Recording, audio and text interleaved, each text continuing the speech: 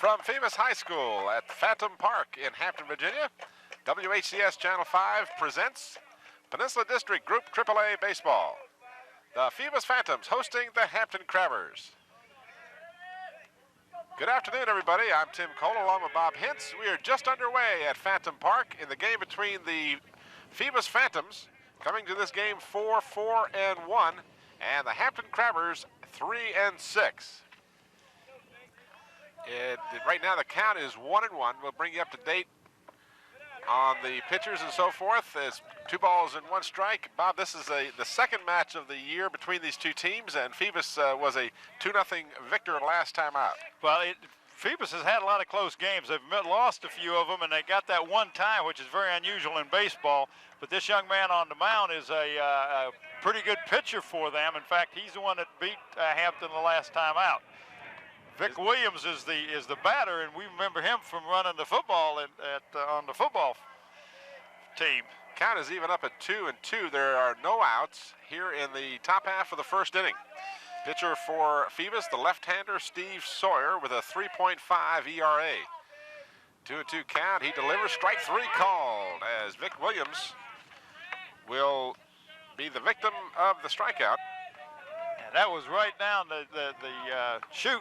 Who's the umpire behind the plate? Is Wright? The umpire is John Wright, and the base umpire is Billy King. And the batter right now will be Brad Whittington. He is the catcher for the Hampton Crabbers. 1 away, top of the first. Pitch is low for a ball. Well, Hampton's got a fairly young team, Tim. They've got 2 or 3, 4 seniors on the team, but for the most part, they're young. They've got a lot of sophomores. So Danny is doing some building, and he's got some good juniors on the team. So he should be stronger next year, he hopes. This young man, Whittington, batting .423 coming into this game. Takes a strike. So Whittington, of course, one of the bright spots for the Hampton Crabbers. If my vision is correct, he is their leading batter with that .423 average. Batting in the second position. This looks like it to me, from what I can see. He's holding that position. Fouled away down the first baseline, out of play. Well, that ball was just a little bit on the outside. In fact, I don't believe it would have been a strike. I believe it would have been outside, but the ball before that caught the corner, and it was a called strike. So, well, the other thing you have to remember, too, is this left-hander Sawyer, his ball will hook in on the right-handed batter. You got a good point there, and it's kind of windy here today too. I'm sure the fans can hear the wind blowing across our microphones, and that's going to make some high fly balls a little more difficult. Pitch is in the dirt. And that's not the first time that Steve has thrown it in the dirt, but then he comes back and puts one down the middle. So, you know, he may be just keeping the batters a little bit off so they can't dig in. You know, they got to keep them on their toes. 2-2 this count. 1 away here in the top half of the first, no score. Sawyer winds and delivers. The ball is hit. It's going to be caught by the second baseman on a fine effort. That's Mr. Selby. Let me tell you about Sean Selby. You notice he's kind of limping, Tim. He broke 2 bones in his ankle a couple of months ago, and the coach didn't know that if he would be able to play second or not. He says he's a gutsy player who plays out there with a lot of pain, and he hobbled out and caught that little pop fly. That was a nice play. That ball looked like it might drop in momentarily, but Selby did a good job of getting to it, and the first pitch to the third batter of the inning is Terry Connor, and that first pitch was a ball. Connor plays center field for the Crabbers, and he swings and misses, evening the count at 1-1. Connor coming into the game batting a hefty .385. He's got 2 home runs to lead the Crabbers in that department. For the fans' information, the afternoon here is, as you said, a windy one. The ball is hit to the second baseman. Selby over to first for the out. So the Crabbers go 1-2-3 here in the top half of the first inning. Well, if you're Danny, you can't be, you know, you want your team to be making some contact with the ball, and 2 of those players got good contact on the ball. One of them was a strikeout, so, you know, that's not a bad bad inning. You want to get some runs if you can, but you also want your team to be getting the bat on the ball. They are getting the bat on the ball, but they are swinging late, as evidenced by the fact that not only the balls that were hit in fair territory, but the foul ball too was fouled away on a late swing. So Sawyer with pretty good speed, and he's got the wind behind him. That is a factor. Yeah, and and that was a point I was going to make on the ball that was hit that Selby got at second base. That wind blowing in held that up a little bit, and that was to his advantage. No question about that. We are happy to be bringing you our high school baseball game here, and we have a couple of other sporting events coming up in the very near future for our viewers, not the least of which will be a trip to Darling Stadium, where we have enjoyed so many fine moments during the football season. We'll be there to do a soccer match. Not one, but two. Not only, but also. So we'll look forward to that, and I hope you fans will check the listings here for that time of that game. Of course, we show our sporting events throughout the year, so we can't tell you exactly when you'll be seeing that next, because we repeat them until you've seen them enough. And sometimes it's not enough. People call and want to know when they're going to be played and shown again. But both those soccer matches will be real good. The two matchups are excellent. Bethel and Phoebus are pretty similar, and Kickintan and Hampton are, right at the top of the league. That will be an excellent match. All right, back to our baseball game. The pitcher here in the second half of the bottom half of the first inning will be for the Phoebus Phantoms. I'm going to get my handy-dandy little sheet here. I tell you, the wind is so ferocious out here. But it's the pitcher is for Hampton. Yeah, that's what I meant. The pitcher for Hampton is Mike Wernham. He is a right-hander. He is wearing number 15, and he'll be facing, in order, Chad Huffman, Derek Gaston, and Philip Moore here in the bottom half of the first inning. No score as the Crabbers went peacefully in the top half of the first. And there you can see, due up, Huffman, Gaston, and Moore. Good to be back out with the crew here, the Channel 5 crew, the award-winning Channel 5 crew. I gave them the award, in case you're wondering what award that was. I was wondering, but if they haven't got one, they ought to get one. That's the way I look at it. I tell you what, our production crew is second to none. They do an excellent job. Our camera people do super. Our editors and the people in the truck, Bev and Dr. Sam and Scotty, my boy, and they just all do a great job. We're very fortunate. Huffman steps in. He is the catcher for the Phantoms. First pitch is hit right back to the pitcher. He'll take his time, off it over to first base for the easy out. And Huffman hitting the first pitch, grounds out pitcher to first. He was on top of that ball, and it wasn't a hard ball to handle, and Warnham just took his time, and nice little toss over to Shelly Ellenson and playing first base. And there's another name we've heard on the football field, Shelly Ellenson. Young man has a very bright future with Hampton. Derek Gaston, the center fielder, steps in, second batter of the inning, and his first pitch is a high ball. 1 ball, no strikes to Derek Gaston. Gaston coming into the game batting 130. To see Chuck said if it's less than 200, add 200 so they don't look too bad.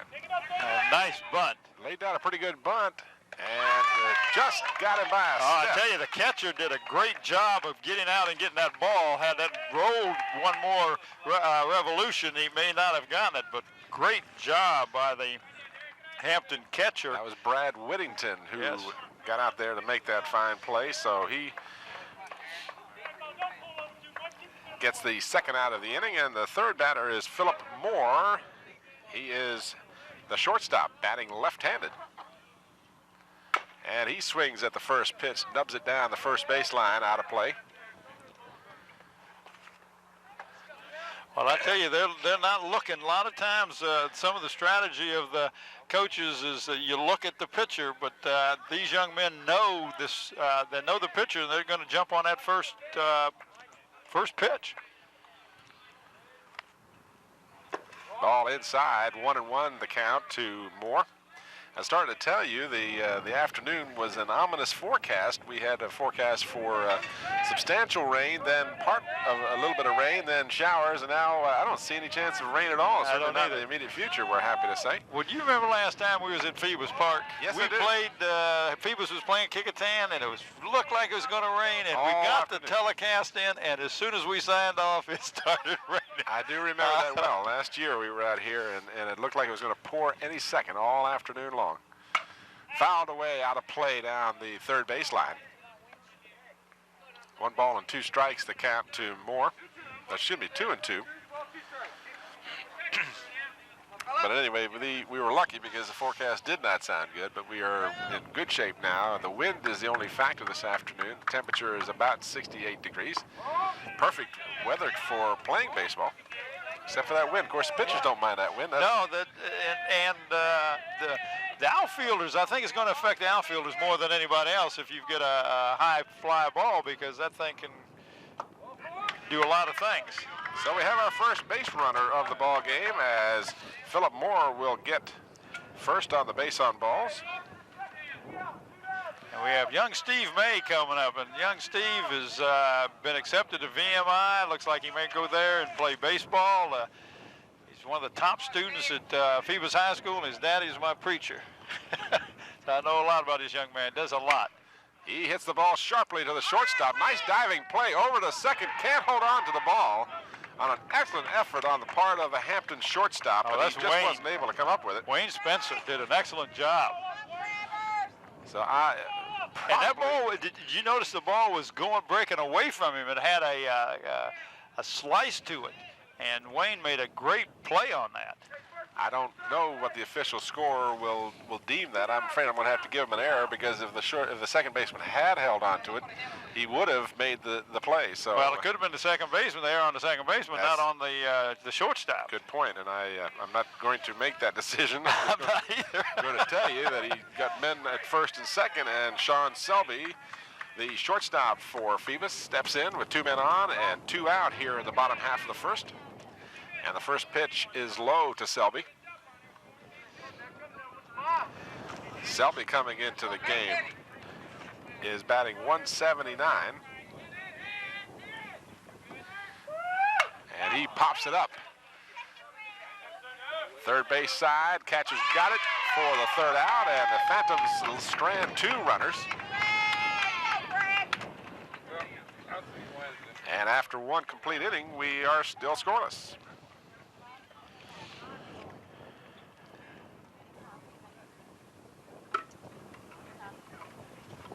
Get a chance to watch the replay of that last action. There was the play at second base on the fine effort by Spencer. And as I said, the ball just got away from the second baseman covering. I don't know whether the error would be attributed to the throw or to the catch, but nonetheless, that was the call. And there's Coach Walter Brower over here watching the action. The very successful basketball coach at Hampton High School. I was talking to Danny earlier today, and he was telling me about when they played Gloucester, and he said that they were in the final inning, and Gloucester was ahead about 6 runs, and he had 2 outs and a couple guys on base, but there was 2 outs, and it was like it was 2 and 2, and the pitcher pitched the ball, and the umpire called ball 3, and the coach ran out to congratulate his kid. Thought he said strike. Went out and congratulated his kid on the win, and of course it wasn't a win. Hampton went on to score about 7 runs and won the ball game. It just completely blew the concentration of the pitcher. I mean, I can see it happening, but it's just, you know, it's one of those things that, and that started one of Danny's streak, kept his streak going. You were watching a replay of that same fine effort by Spencer a moment ago. We're back to the live action now, as the batter stepping in for the Crabbers is Stacy Reed, who is the DH this afternoon. And he tags the ball, hitting it to center field. The center fielder backs up and makes the catch. Again, that wind could have been a factor. Well, I tell you that the center fielder, and that's Derek Gadsden, started in, Tim, and I had to turn around and go back out. That was a well-hit ball because he hit it right into the teeth of the wind. And I'm sure Derek thought that, it was not going to carry as far as it did. But as the fans can see, the fence is blue. It really makes it look nice out there. It gives you an idea of the depth on how far the young man hit the ball. I didn't mean to interrupt you. That's all right. Wayne Spencer, the Hampton shortstop, steps in and takes call strike one on the inside corner. Nice looking curveball from the young left-handed Sawyer. Sawyer comes back to that same spot, and this one is hit deep to left field, but plenty of room out there, and the catch is made for the second out of the inning. Well, that's what I was telling you. In the first inning, Hampton hit the ball well, but they were hitting it late. These two young men got up and hit the ball. Spencer hit it to left field, and the batter before the DH, Stacy Reed, hit that thing right down the chute in the center. So they're getting around on Sawyer right well. That was Danny Ott, fouled away. The batter stepping in is Reggie Terry, who is the right fielder for the Hampton Crabbers. Danny Ott made that catch in left field a while ago. Let's give all the credit we can here. And the previous play, which you mentioned, was Gaston. Derek Gaston in center field made the other catch. And with two away, top half of the second, count is no balls, one strike on the batter. Right down the middle. 0-2 the count. So Sawyer is ahead of the batter. He has retired all 5 of the batters he has faced, but the last 2 have definitely gotten good contact on the ball. Started to say good wood, but that's a metal bat. This one just popped to the right field. High pop 5, finally taken in, and we'll give credit to the right fielder this time. That was Raleigh Page who made the grab for the third out. So 3 flyouts for the Hampton Crabbers in the top half of the second inning, and Sawyer has I won't say it, it's too early to say it. Don't say it. Don't say it. But he's pitching well. He's pitching well. So they do up. Let me see that again there, Mr. or Miss Graphics Producer. Oh, that's Beverly Penn. That's right. Gilmer, Ott, and Page should be due up for the Phoebus Phantoms. And I was asking Coach McFadden, I said, Danny Ott, I said, that's Mel's son, right? He says, I wish. So they've had a shot of us on there a minute ago, Bob, getting some sun out here this afternoon, enjoying this beautiful weather. Oh, I tell you, the sky is beautiful blue. Nice, nice day. There's your plate umpire, John Wright, taking a little stroll. There's your replay of the last out. Check that. I think that was the second out. That was the center fielder making that catch earlier. Doc, we have to get Scotty to give us a little hint as what he's showing us there. He's keeping us guessing. And well, the problem is we can't see because of the sun on the monitor. Yeah, I was going to say, with that sun hitting that monitor, I can I can see you better. I can see the reflection better than I can what's on the monitor. And you take up the whole screen. That wasn't nice. Oh, I know. I had to slip that in. I know you've been out there in your pool already. No, it's been a little too nippy. I've resisted this year. Normally by this time of year, I've got the pool open, and we've done the Polar Bear Club thing and all that stuff. And this year I had to hold off a little bit, chemicals being expensive like they are, and I've learned, this is my 3rd season, and I found out the last 2 years I opened about a month early, and I got a call from Vepco thanking me for running the pool during the blizzard and all that stuff. So I'm getting smarter with my age here. Okay. Jason Gilmer steps in and swings and misses for a strike. I've got a different number for Mr. Gilmer here. I'm going to assume that's who that is. He's got 16 on his jersey. But that's Von Schilling is who I have as 16. Now, who do you have here? Well, let's see who I got. Von Schilling. I don't know whether they changed a lineup position for us or not. We'll double check on that between innings here. But number 16 is our batter nonetheless. And takes ball high.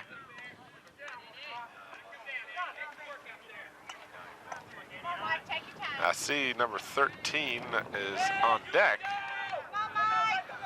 So I'm not sure we haven't had a change here, Bob. We may have had a change, and we're not always the first to know.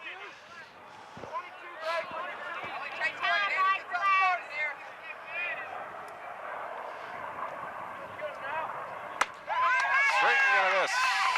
Strike 3. So the batter And that's Von Schilling is number 16. I got that from the coach, but where is he batting for? Maybe they moved him as the DH or something. We'll see. All right.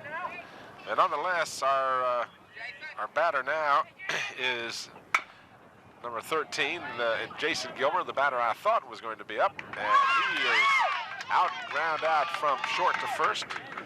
Nice arm by Wayne Spencer over there in third shortstop. That's a long throw to make. Come on, Raleigh. And this is number 20. It's Raleigh Page. I don't know how we got 16 slipped in there because Sean Selby made the last out. I don't know either, Bob, but we'll figure it out, I'm sure. I'm going to have to go with Von Schilling.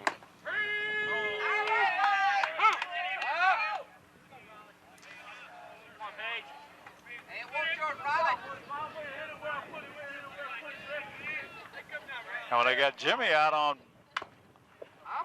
well, obviously Steve Sawyer is not going to pitch, and they put Von Schilling. Well, not going to hit. I don't know. We'll figure it out. I'm lost. Well, I'm going to just go with what I got here. Raleigh Page, the left-handed batter. He is the right fielder. And that one is low for a ball. See if we can't get I'm going to go over and talk to the coach. A little further information from my former neighbor, Chuck McFadden. He and I lived next to each other for about 3 years there back in the 60s. He turned out all well in spite of that. Actually, it was the 70s. That's good, 70. When I first got married, we lived over in Riverdale Apartments, and Chuck and his lovely wife and his son, who plays for Kickintan. And he's a good ball player, Kickintan. Senior this year. Swing and a miss. And Raleigh Page is a strikeout victim. That is the second strikeout. I want to go check out and see what the deal is here. All right, so we'll check on that, and we'll play a little music for the folks here while we. I'll do a little chatter, and I'm sure I can find something to talk about here. Of course, the Hampton Crabbers coming into this game a 3-6 record, but they were 0-6 before they put 3 consecutive victories together. Danny Mitchell, the head coach of the Hampton Crabbers. Of course, we know Danny quite well as an assistant coach with the Hampton football team. Does a very fine job with Mike Smith's group over there at Hampton every year. And of course, Danny's full-time coaching job as head coach of the Hampton Crabbers baseball team now for quite some time. I mentioned Chuck McFadden. I told you that story last year about how Chuck and I were neighbors, and I used to watch his son, who was just a tyke at the time, back in the early mid-70s. He used to get out there with Chuck and throw a bat and everything when he was only about 4 years old, and turned out to be quite a ball player. He had a great eye when he was 4. There was no reason why I shouldn't get it a lot better, and he did. So the Hampton Crabbers now, the top half of the third inning, still looking for their first hit off of Steve Sawyer. And the pitcher for the Hampton Crabbers. We have a solution to the mystery, huh? All right, we'll get to the bottom of this in just a moment. And as I started to say, Mike Wernham, the pitcher, steps in here in the top half of the third inning. How did we do that? Well, Danny Ott is number 16 and Schilling is number 11. They changed jerseys. Didn't tell the coach about it. Thanks a lot. Well, that's all right. That's so Danny Ott. Let me see if I want to make sure I give the credit or lack of it to the right people here. That's ball just a little high. Sawyer didn't like the call. So tell me again now, Von Schilling he's number 11. He didn't bat. It was Danny Ott. It was Ott. 16. Okay, Ott is 16. Yes. He batted. Then Gilmer, number 13, batted. Yeah, they kind of switched positions on us there, but at least we got everybody supposed to be, I think. So the 16 then was Ott. Yes. Okay, now that's Danny Ott, because there's also number 18 is Jimmy Ott, right? Yeah. Jimmy is the DH. Okay. Don't mess with my mind, you know. Well, I'm not messing with you, but No, I I'm don't messing mean with you. mine. I'm talking about the kids.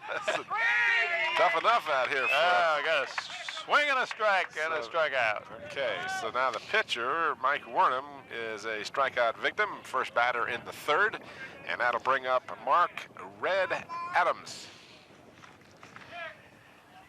Yeah, we call him Red. That's what they call him. So Red Adams, number 2, and he plays the second base position, hits the ball back to Sawyer, just a short hopper, and Sawyer over to first for the second out of the inning. And mowing them down in order is Mr. Steve Sawyer, who solved the Hampton Crabbers to the tune of 2-0 last time he played against this team. His only victory of the season. Sawyer is 1-3.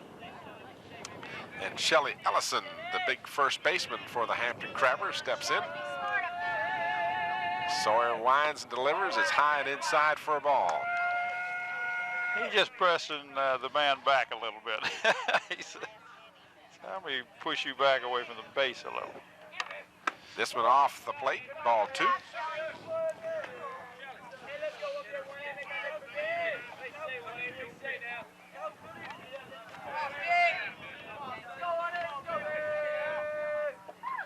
Sawyer right down the middle for the swinging strike. 2 balls and a strike against Ellison.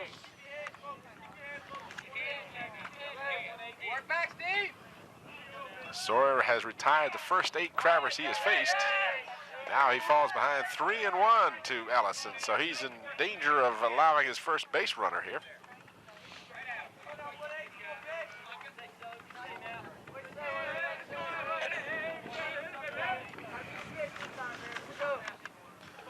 Ellison has averaged a strikeout per inning this season. 26 innings pitched, 26 strikeouts. This one is low and inside, so Ellison gets the base on balls, and he becomes the first base runner of the afternoon for the Crabbers. And the leadoff man, Vic Williams, will step to the plate with 2 down.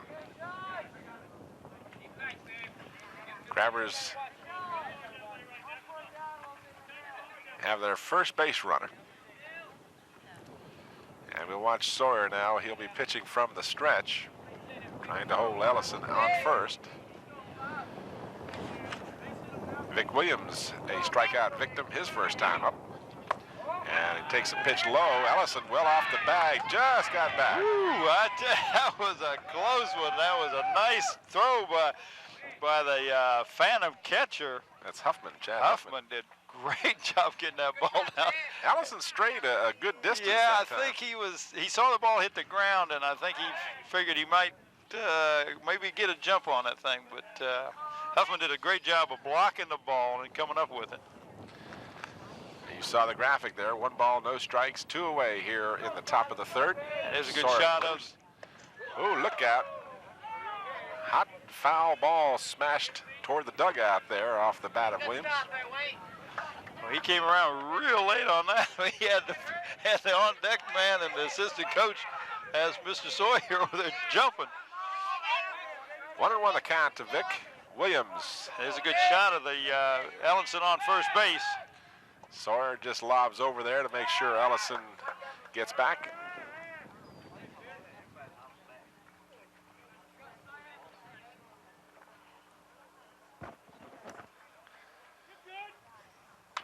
Foul back. Well, you ducked. Made me flinch. I tell you what, I was did one of my sports beat shows with the Hampton Crabbers, and they got a batting cage inside, and I'm standing there talking, interviewing Danny, and they start this batting cage, and of course they got this big net. Guy hit that ball coming right at me. The camera wasn't on me, but if it would have saw it, I was hitting the deck. I was sure that ball was going to hit me in the head. A little gun shy. Yeah, our position here is right behind the plate. We're just a few feet away from the umpire, depending on just where he positions himself. On left-handed batters, I lose sight of the pitcher. Yeah. But, of course, the umpire has to get his proper position. This was high. It almost looked like a pitch out as the catcher, Huffman, stood up almost before the ball was delivered. I don't know if that was a changeup or what, but it looked like, either that or got away from Steve Sawyer. I'm not sure. It might have been a But I don't think they're going to worry about pitch out because Ellison's not going with 2 outs. In the dirt, ball 3. Or is that 2? Yep, it is. Full count. So with 2 away, Allison will be moving on the pitch.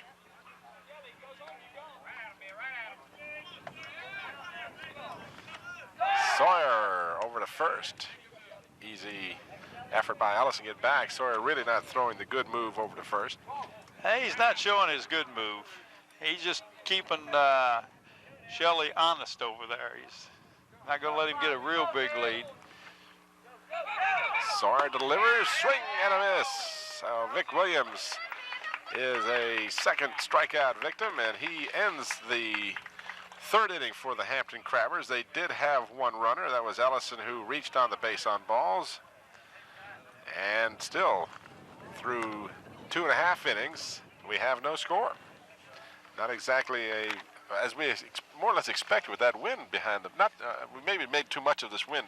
It's not that ferocious, but it is blowing straight in most of the time. Yeah, it really is, and but it's a steady wind. It's not a real gusty wind. And we've noticed last time that the inning before, when the Crabbers hit 3 deep balls, all of them, 1 to right, 1 to left, and 1 to center, the fielders didn't seem to have any trouble with them. So the ball's not moving around too much. It's not a crosswind; it's going right at the wind. Now I can't tell you for sure. What have we got? Well, I'm not. Number 18 is up. Jimmy Ott's up. The DH. The DH. He's so batting I got it right then. He's batting for Sawyer. Yeah, in spite of our little. So we got Jimmy Ott and then Chad Huffman and Derek Gaston. Yep. That's the way it should be. That's the way it should be here to start the bottom half of the 3rd inning. High school ball, they play 7. 7 innings. We're also going to have, besides some more baseball for the fans here in the city of Hampton, we're going to have some girls softball. Oh, yeah, we got a couple of good softball games coming up. Watch your Channel 5 listing for the games and times. So the batter stepping in is, in fact, the DH, Jimmy Ott. Oh, and I got some things to tell the viewing audience here. Let me tell them first about Jimmy. Yeah, I'm going to let you. Well, I got the chance. 286, Mr. Jimmy Ott, as he steps in as the DH.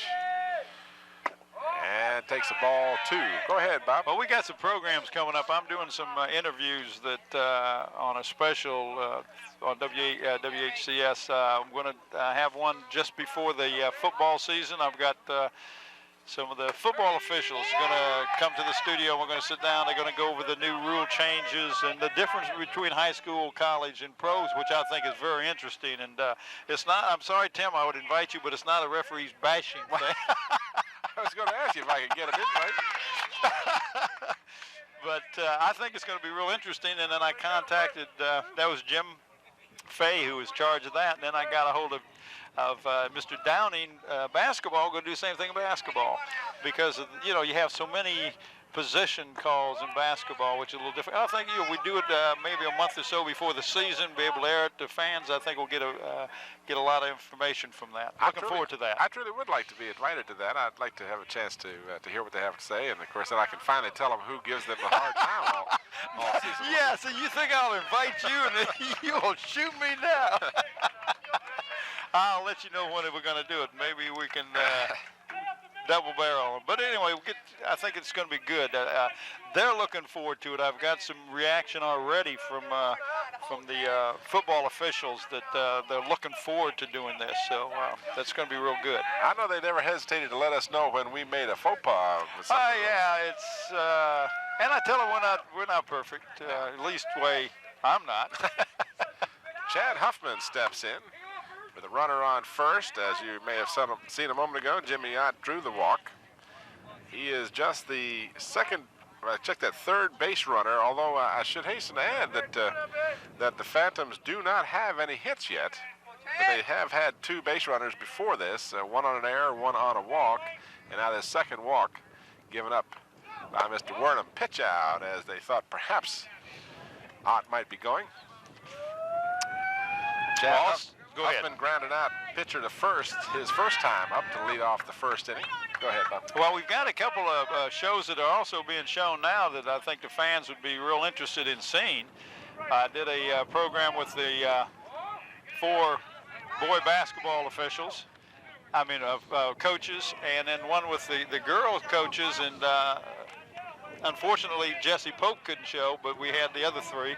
And that was right. And then I did a program with Mike Smith on the All-Star game. How do they select the players? What are they looking for? And how do they, the just process that goes through. And that was aired Sunday, and I've already had a couple of people come up to me and talk, said they really enjoyed it, that they learned some things about the All-Star contest that's held up in Lynchburg that we do each year, and how those young men are selected and all. And it's nice to get some feedback.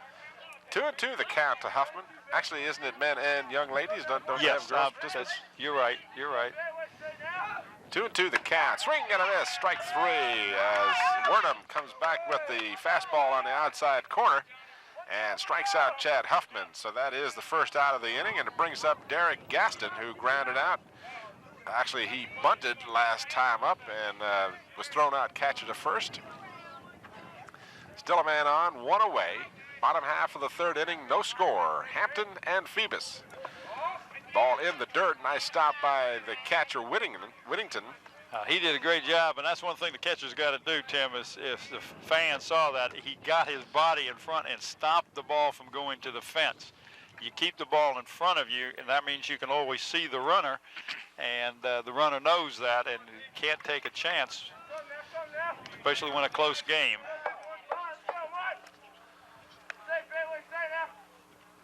Swing and a miss. 1-1 is the count. That was a nice pitch. That broke as it got to the plate, just dropped her like it's coming right off a table. Both pitchers are showing some good stuff out here today. And another swing and a miss. So the count now is 1 ball and 2 strikes on the batter, Gaston. Trying to find out if Jimmy Ott, who's over there, for he has not stolen a base, at least not according to our statistics this season. Well, I'm watching Danny.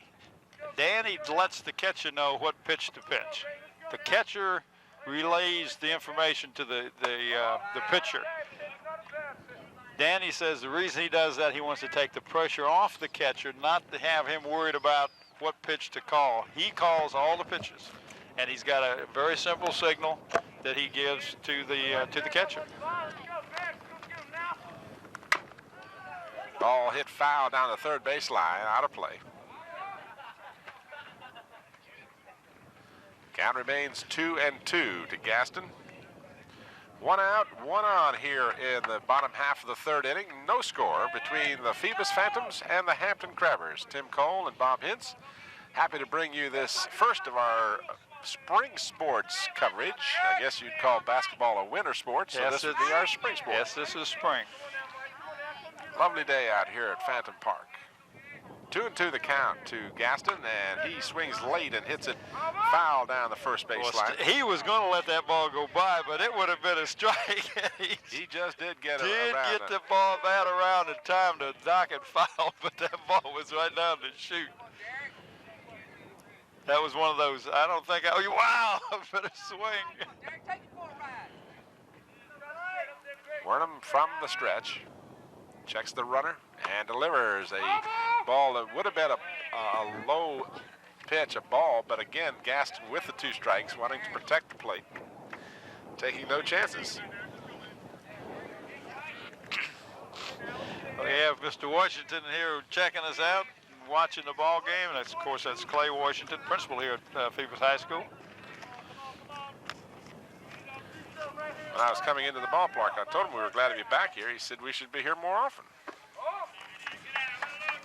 Ball low to Mr. Gaston. And so would Lowell Thomas and Dennis Gilligan and Tom Bailey say the same thing when we go to their schools. But we are very conscious of giving us the same type of coverage to all the schools. They're all important. All these young men are important. And we don't want to show one team any more than we do the other. The only reason the other teams get more than the others is because of the All-Star contest. I mean, the playoff contest. They can make it to the playoffs. Got to throw that young women part back in there. Yes, and why? Boy, you really on me today. I didn't. That was Scotty Bowers who echoed that through the earpiece there. Oh, that Scotty sounds a lot like you. Gaston hanging tough here. Count is full. One away. Bottom of the third, scoreless game. Steve Wernham, the pitcher. Right down the middle, and Gaston hits this to left field for the first hit of the baseball game.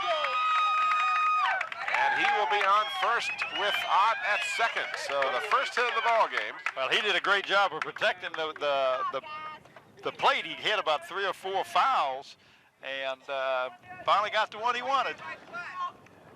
Brings up number 5, Philip Moore for the Phoebus Phantoms. Moore reached in the first inning on a base on balls, and he'll be batting from the left side of the plate. Now you'll be able to see better than me. Yeah. No, actually, neither one of us can see that. And this was hammered down to Shelley Ellison at first, over to second, and not in time as the Crabbers do get one out. Well, that was the play he had to go with. He did a great job. I don't think he would have gotten a man on third, but that does bring 2 out. But it brings the cleanup hitter, Steve May, up. So Steve May, who reached on an error in the first inning. Here's a replay of that hit. You saw the ball hit to the left fielder for the Hampton Crabbers. Of course, that is Vic Williams playing left. Did a good job of getting the ball in. May looks at a pitch outside. Well, Steve May is a tall young man. He must be about 6'6" at least, and he's got a big strike zone. But he does a great job of hitting. What's his average? Let me see if I can find that out. Steve bats, as I mentioned earlier in the ballgame, a hefty 470, 470. He's got 16 hits and 34 at-bats so far this season.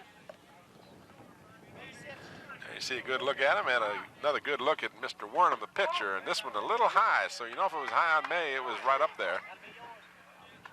Pitching very carefully with 3 balls and no strikes on Steve May. Got first base open. You don't want to give up a single here because that could mean 2 runs.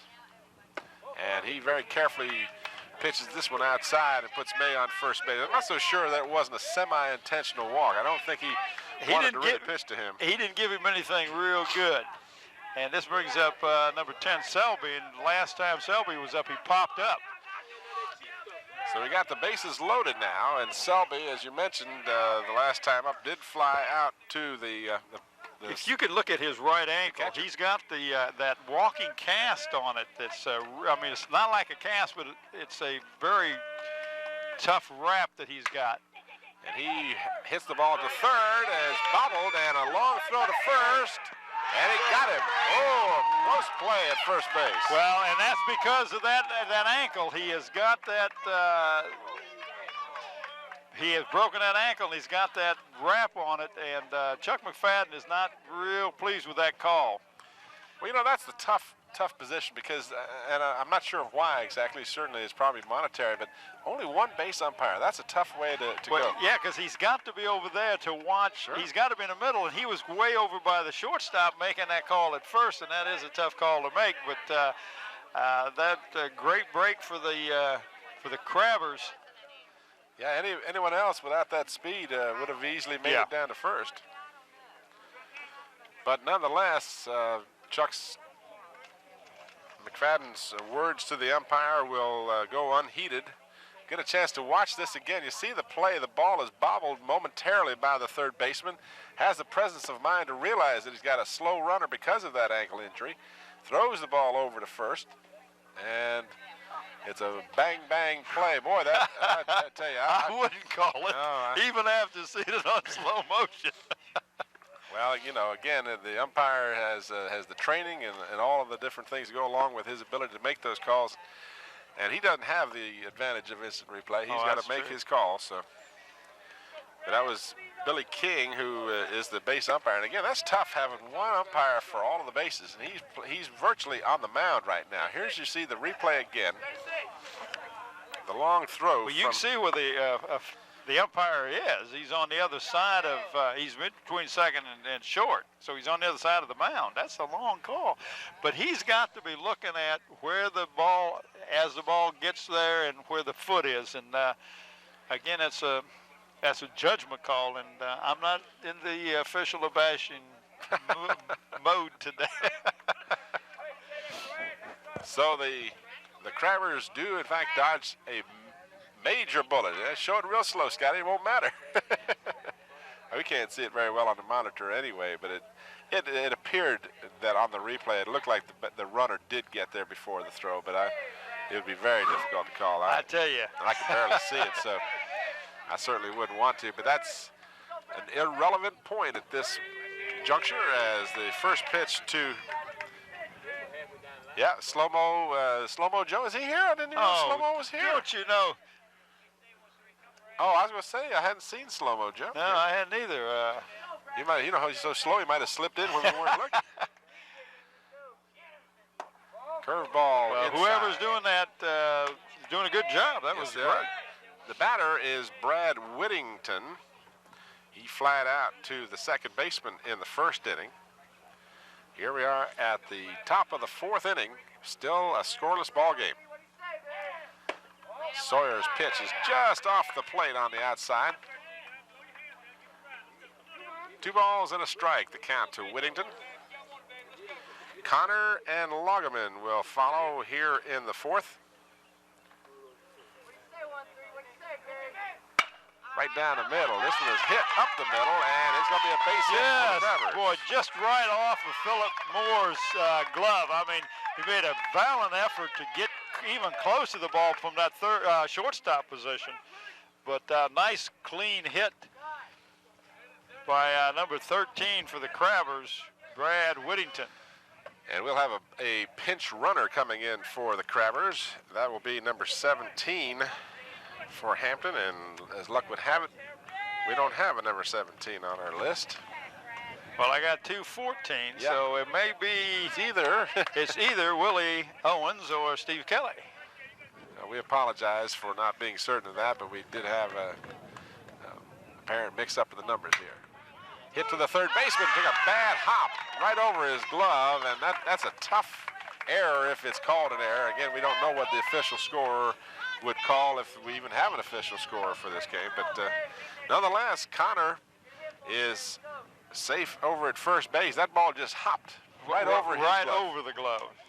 Took a bad hop and hit that edge of the grass there, and you can see for the Crabbers there, the third baseman Whittington, excuse me, not for the Crabbers, but rather for the Phoebus Phantoms, Gilmer going over there to look it over, but it won't really matter. The Crabbers, with their first threat of the ball game, have runners at first and second. Nobody out here in the top half of the fourth.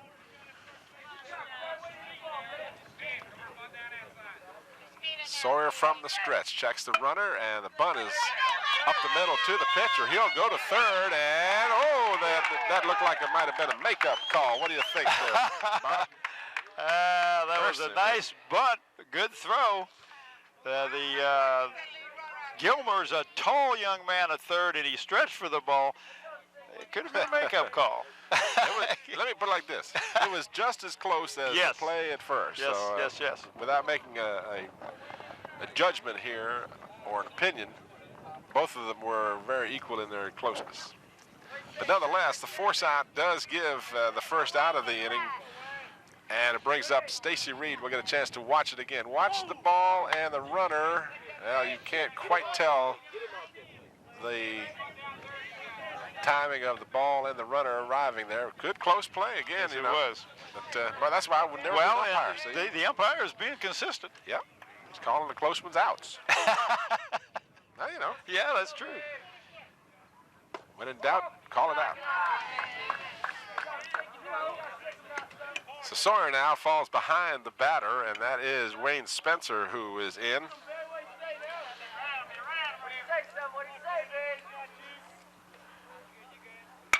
This one hit off the leg of the pitcher, and it looks like everybody's going to be safe, and that's exactly what's going to happen. Wayne Spencer, I guess that would be considered a single. Oh, yeah, there was no way he's going to get to that. And Chuck McFadden's going to go out and talk to him because that hit him right on the thigh, and that can give you a Charlie or a deep bruise on that thigh, and he's walking around trying to walk it off a little bit. They're going to take a little time here.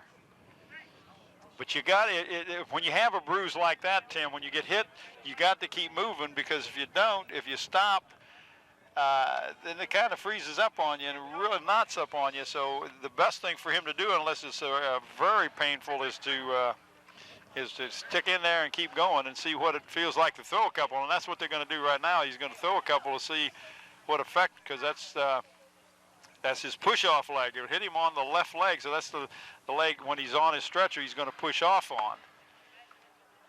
And he's got to see, and this is good that they do this, and you know, because we don't want anything that would jeopardize this young man.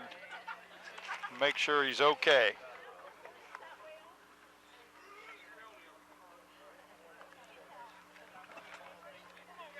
Look. Here you can see that last play. It looked like it was a glancing blow. So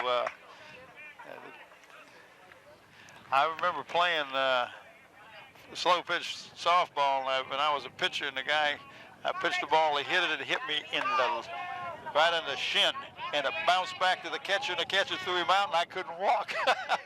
I got an assist on a put out. But geez, I know that could be painful. So the bases are loaded now with Reggie Terry stepping to the plate. Reggie flat out to right the last time up. If he gets one that far this time, we'll have a run come in. Sawyer delivers. This one is hit to the second baseman. He bobbles the ball, and his throw is not in time.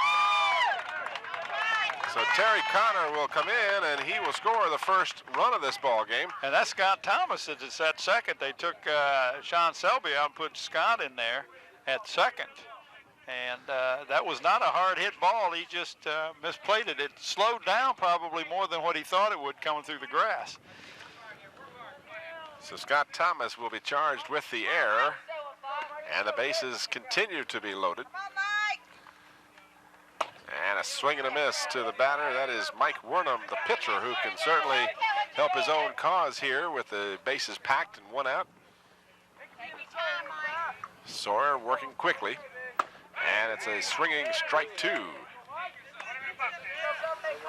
So quickly ahead of the opposing pitcher, Sawyer looks around, makes sure everybody is in the right position. Looks like the outfield is playing the batter straight away.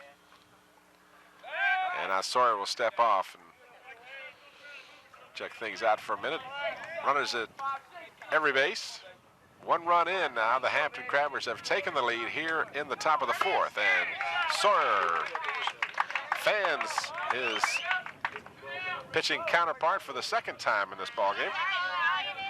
And that'll bring up Red Adams, Mark Red Adams, who grounded out pitcher to first in the third inning.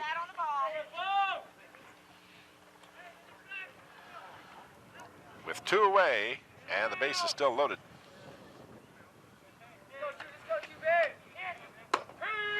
Strike one. That was a beautiful right on the outside corner, Tim. Yeah, it was a nice looking pitch.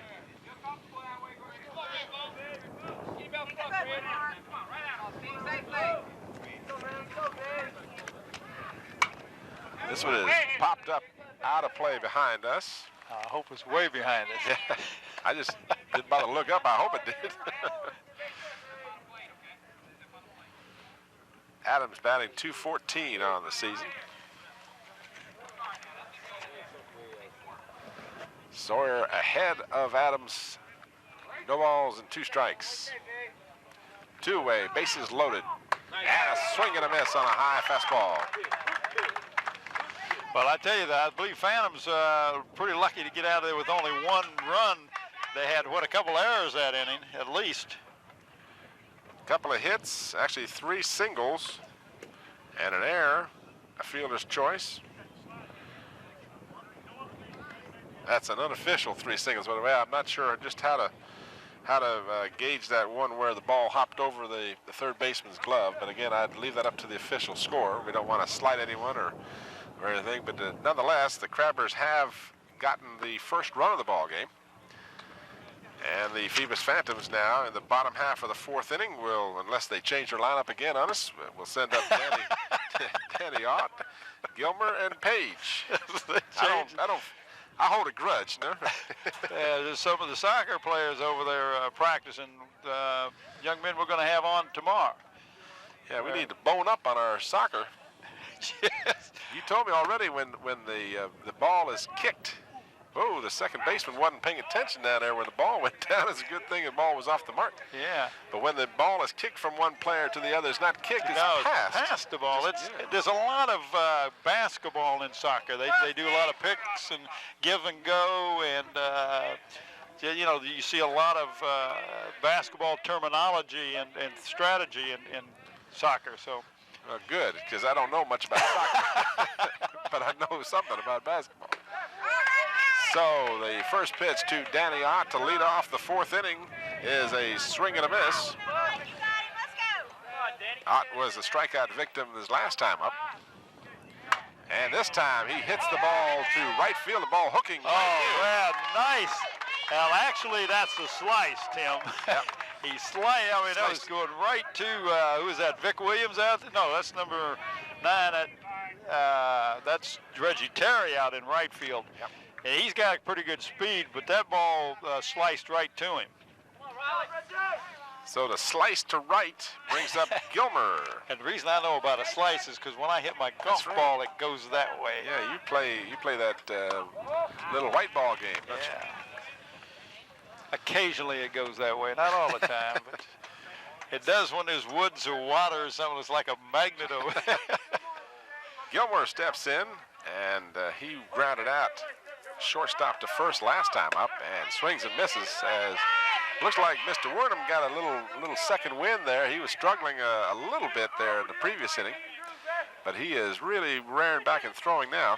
Well, nothing will make a pitcher pitch a little bit better, with a little more confidence when you get him a lead. No question. And you'll see that in high school or college or pros, that just all of a sudden they get a little shot of adrenaline, it seems like. Only one hit allowed by Wernham so far in the ball game. Whoa, the ball from the pitcher goes over the catcher goes over the pitcher's head. Whittingham threw the ball a little high, but nobody on base, so there's no harm. So the batter, Gilmer, is behind on the count now. And this time he hammers it right between the extra bases.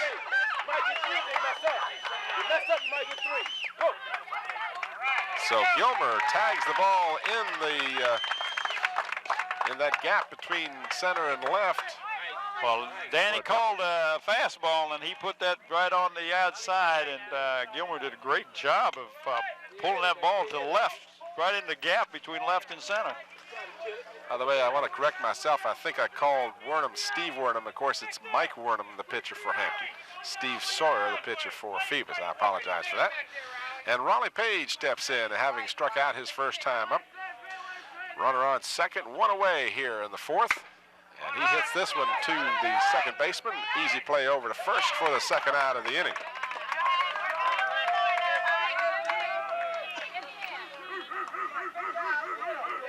And that'll bring up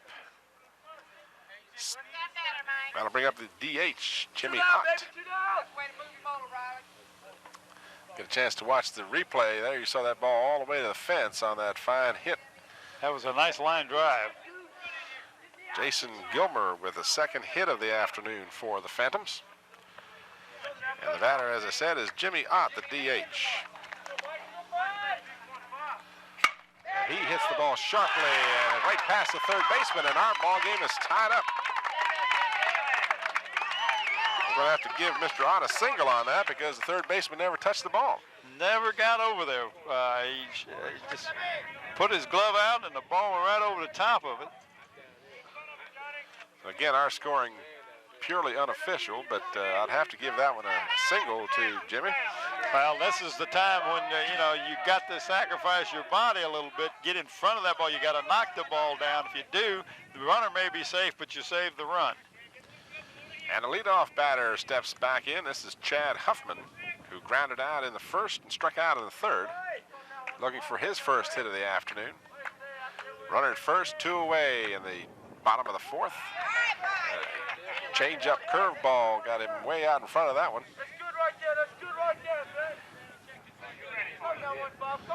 So the Phantoms, giving up one run in the top of the fourth, come right back with one of their own here in the bottom to tie the ball game at 1. And that one a little bit high. Kind of a slow curveball. Yep.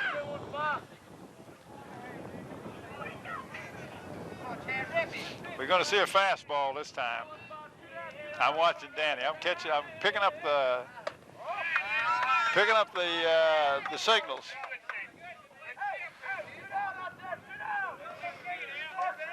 Two out, bottom half of the fourth inning, 1-1, Hampton and Phoebus. 2 balls and a strike to count to the batter, Chad Huffman. Wernham delivers just outside. 3-1 the count now.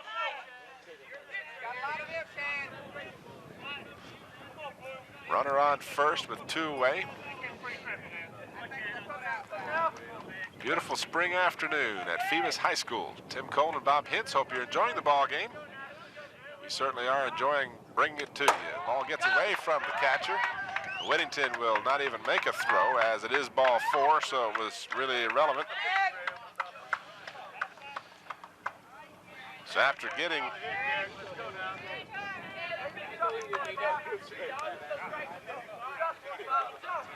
Huffman twice in the ball game, he now gives up the walk to him, and it brings up Derek Gaston, the center fielder for Phoebus. He singled to left in the 3rd inning and grounded out in the 1st. 1 for 2 on the afternoon for Mr. Gaston.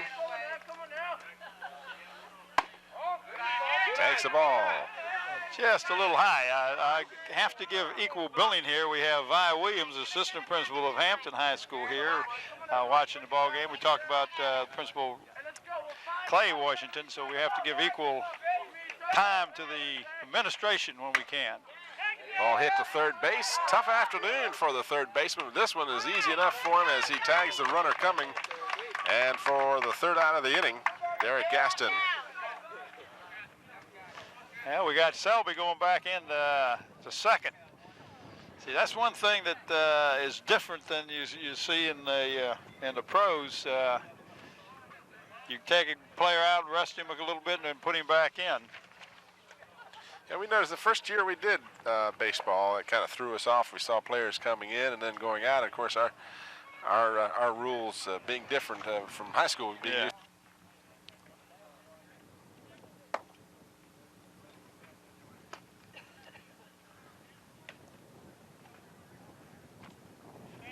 Of course, you're watching the replay of the last out of the inning as we return here to Phoebus High School.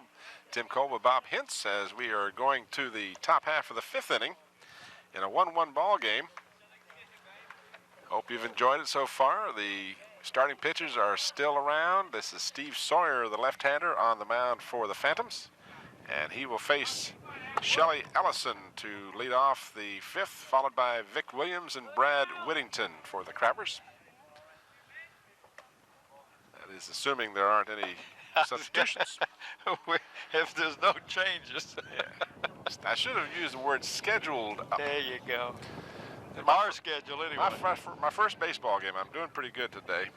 First one of the season, I should say. It's tough to have to do basketball and football.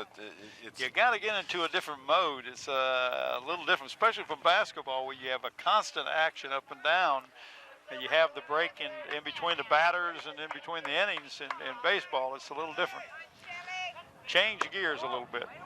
Allison takes the first pitch for a ball. Allison reached on a base on balls in the 3rd inning.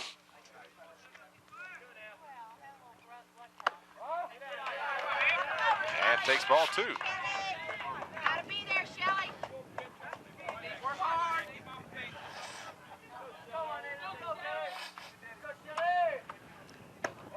And ball 3, all of those pitches just off the plate. Those are the kind that drive a pitcher crazy. As a former pitcher, I can tell you that you keep hoping. You say, well, look, it's just almost there, Mr. Ump. Can't you just go ahead and call one of those? Yeah, give me a break. Build up my confidence a little bit. I mean, really, they could have gone. And 4 straight pitches finds Shelly Ellison for his Well, that was a good pitch, but it was inside. But I mean, that was one of the better. But you're right; it's so close to the corners. And we got Vic up, top of the order. Vic Williams, who has been a strikeout victim both of his previous times up. As well, now's the time to get on, because if you're a leadoff man, you're supposed to get on more. 5 strikeouts so far of the afternoon for Steve Sawyer. And Vic Williams fakes the bunt, and the ball gets away from the catcher. And the runner Ellison will advance to second. I guess you'd have to give a pass ball to the catcher. Didn't look like that bad a pitch. Yeah, it was a low pitch, but he stopped that pitch before. It's got to be a pass ball. Again, our scoring truly unofficial, just our opinions, and certainly not official by any means. The Crabbers have a runner at second now with nobody out. And again, Williams, nice bunt, ball stopped dead, and the only play was the play at first base, advancing the runner to third. I tell you, Steve made a great play on that ball. He had to come up, but it did. It died right in that grass. And of course, a couple of days ago, we had about 6 inches of rain out here. The field is in excellent condition. Chuck McFadden said he was out here when I talked to him earlier. He said he was out here early part of the day working on the field. A lot of people don't realize how much these coaches do. I mean, he makes sure the field's in shape and all for his home contests. You don't have somebody coming out doing it for you. Here's your replay. As you were watching a moment ago, you were watching a conference there. That bunt is just as good a sacrifice bunt as you'd ever want to see. You can see the runner already at third. The only play that Sawyer had was over to first, and Williams was beaten by about a step.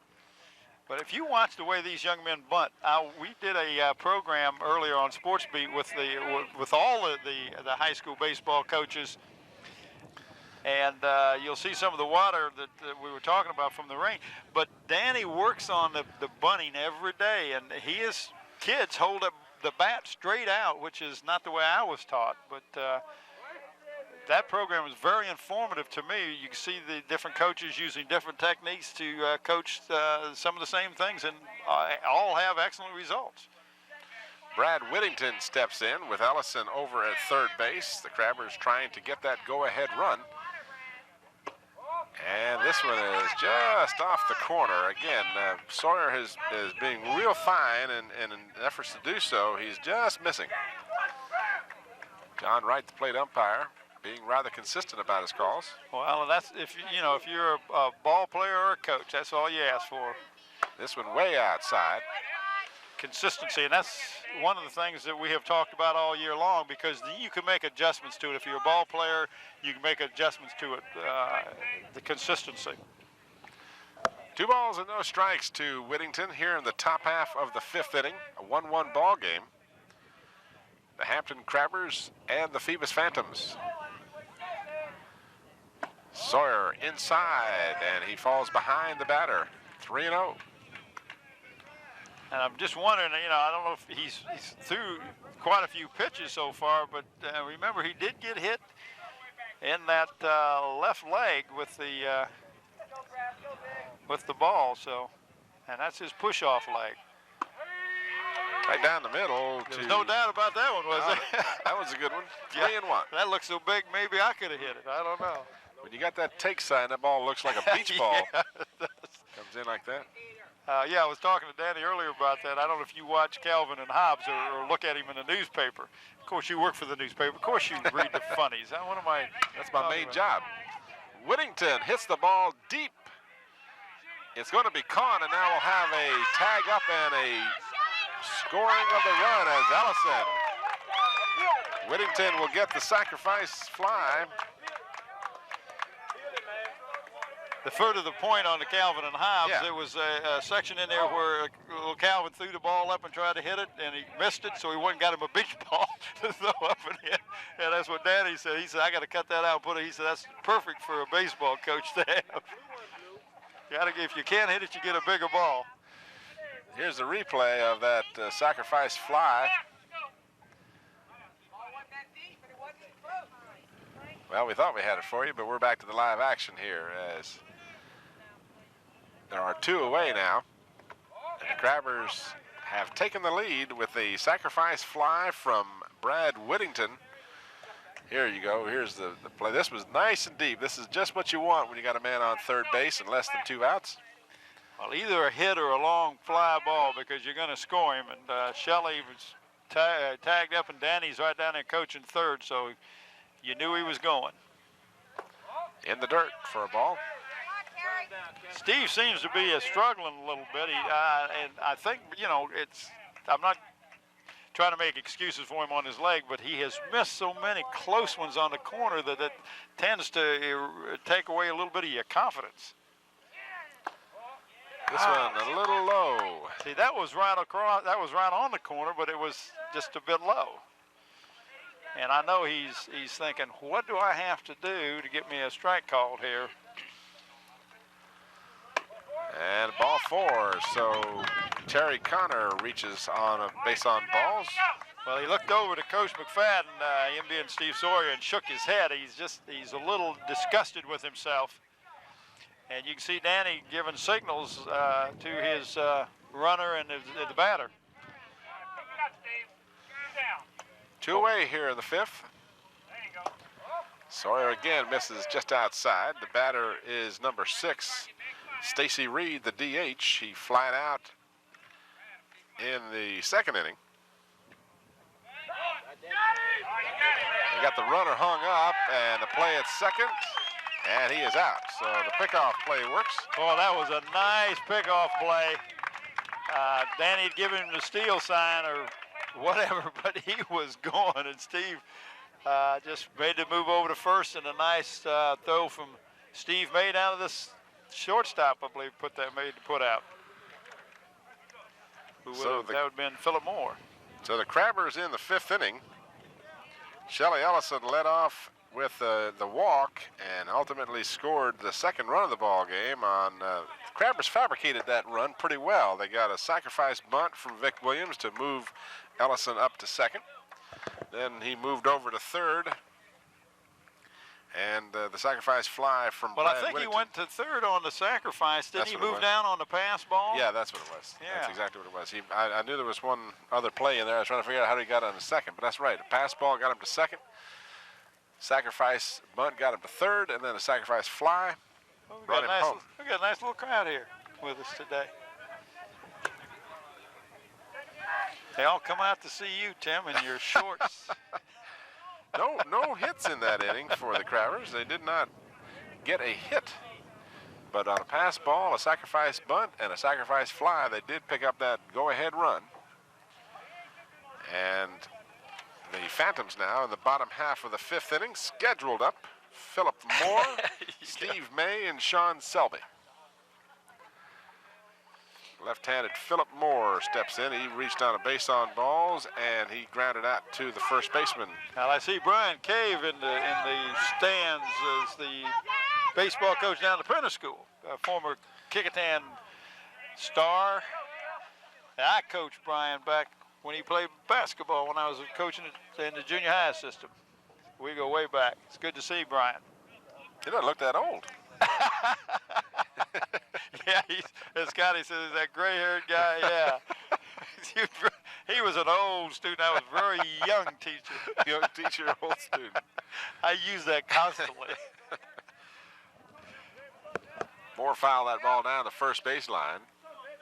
Leadoff batter here in the bottom of the 5th. Moore hits it to the shortstop. Long throw just in time. Nice stretch by Ellenson and a nice throw on a line by Wayne Spencer. Wayne has made some good throws. You gotta have a good arm to play that shortstop because that's a long throw. So Steve May will step in. He reached on an error and base on balls. He is 0 for 1 this afternoon. Here in the bottom half of the 5th inning, 2-1, the Hampton Crabbers leading by a run. Steve May, big first baseman, takes the ball. He's got a young brother that I think is in about 7th grade that's about 2 inches shorter than him. I told him, I said, I said, we need to get you on a basketball court or something. Young man is... Here you see the replay. Didn't want to confuse the folks. That was the replay of the previous batter. May swings, hits the ball to second baseman, gobbles it up over to first just in time. Steve May showed good speed going down to first. Yes, he does. He's got great speed because that looked like a kind of routine play, but it was a much closer than it would have seemed to be. Brings up... Danny, no, Selby, Sean Selby. Sean Selby. I wish your camera could get a shot of that right ankle, and you'd see the brace that he's wearing on that ankle, and that's why he has lost about a step, as you can see it there. It looks a little padded, but he plays with pain, and Coach says he's a very gutsy ball player, and he said, I thought the other second baseman would beat him out because he's kind of hobbled, but he says it's hard to beat the young man out. He's really playing hard in spite of the pain.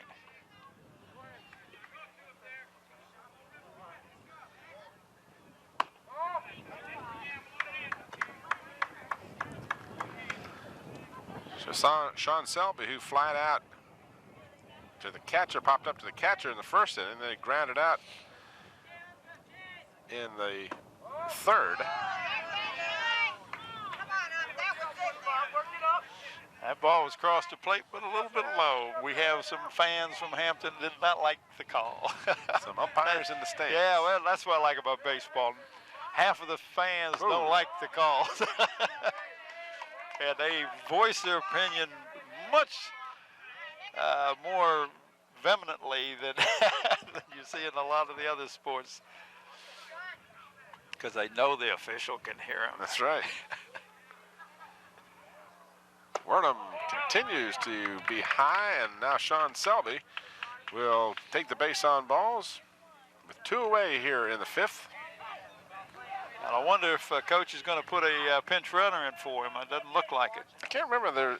Isn't there some kind of rule that you can only come out once or something? I may be making that up. I may be dreaming that, but I thought there was some kind of rule that was only a runner can only be substituted an X number of times, but I could be wrong on that. Maybe we can get an opinion from someone later, or a second opinion. No. Swing and a miss by Danny Ott.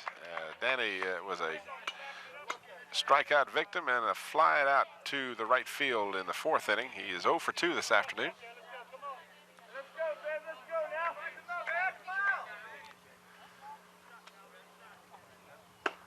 And Wernham with a nice curveball. Nice breaking ball. Now I'm going to watch Danny and see what he's going to pitch this time. He's going to pitch another breaking ball. Watch this. 0-2 the count to Ott. Not going to give him anything good. And struck him out. You see that? I've called that. I've picked up his signals. So a man left, base on balls given to Selby, but he is left stranded. And after 5 complete innings, the Hampton Crabbers lead 2-1. Remind you, we play 7 innings in high school ball. There you see the plate umpire, Mr. John Wright. He's done a fine job this afternoon. And he hasn't been wrong often, right? Hey, that guy's pretty good size. He doesn't miss many meals. Yeah, I'm not going to say anything. Well, you got the fence to protect you. That's right, and I'm using it too. Here in the 6th inning, scheduled up, we're looking at the DH, Stacy Reed to lead off, then Wayne Spencer, followed by Reggie Terry for the Crabbers. Crabbers lead, they've got unofficially, and I use that word with no hesitation. we got them 3 hits and 2 runs, while the Phantoms also with 3 hits and 1 run. And the reason I say unofficially is a couple of those hits could have been errors, and a couple of those errors could have been hits. So well, they probably work out. It's probably pretty close. Oh boy, that ball going down to second base took a nasty hop just off that grass again. We saw that a little earlier on the third baseman. Twice we saw the ball hop over the third baseman's glove coming off the edge of that infield. Well, the other baseball game we're going to do this spring sports schedule is the Kecoughtan Bethel game. And I got to see the first time they played, and they were both had one loss. What a fine ball game that was. As good as this game will be. I mean, that game will be as good as this one has been. This is a close game, and I like to see it. Yes. Stacy Reed took the first pitch for a strike. This one just outside. Sawyer didn't like the call, but it was clearly an outside pitch. You know, speaking of Bethel and Kecoughtan, they are first and third, respectfully, in the Peninsula District as of this date, which, by the way, this date is the 24th, right? Ooh, what a hit. Nice. Ball by Reed is it out of here? Yes, it is. Home run. DH is supposed to hit. Boy, I tell you, he did a great job.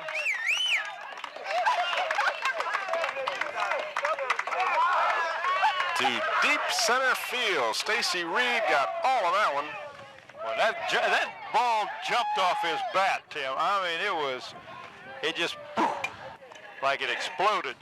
And he definitely got all of that one. Again, the wind has been blowing in for the better part of our ball game, and although it seems to have slacked up a little bit, that ball was still hit well. Well, and the wind seems to have shifted a little bit, and is coming from a little bit more from left field, but it is not as strong as it was when we first got here, like you said. But that was a well-hit ball. Steve Sawyer put it right where young Stacy Reed wanted it to be. And when you have a DH that hits for you, it makes you look good. Get a chance to watch it again.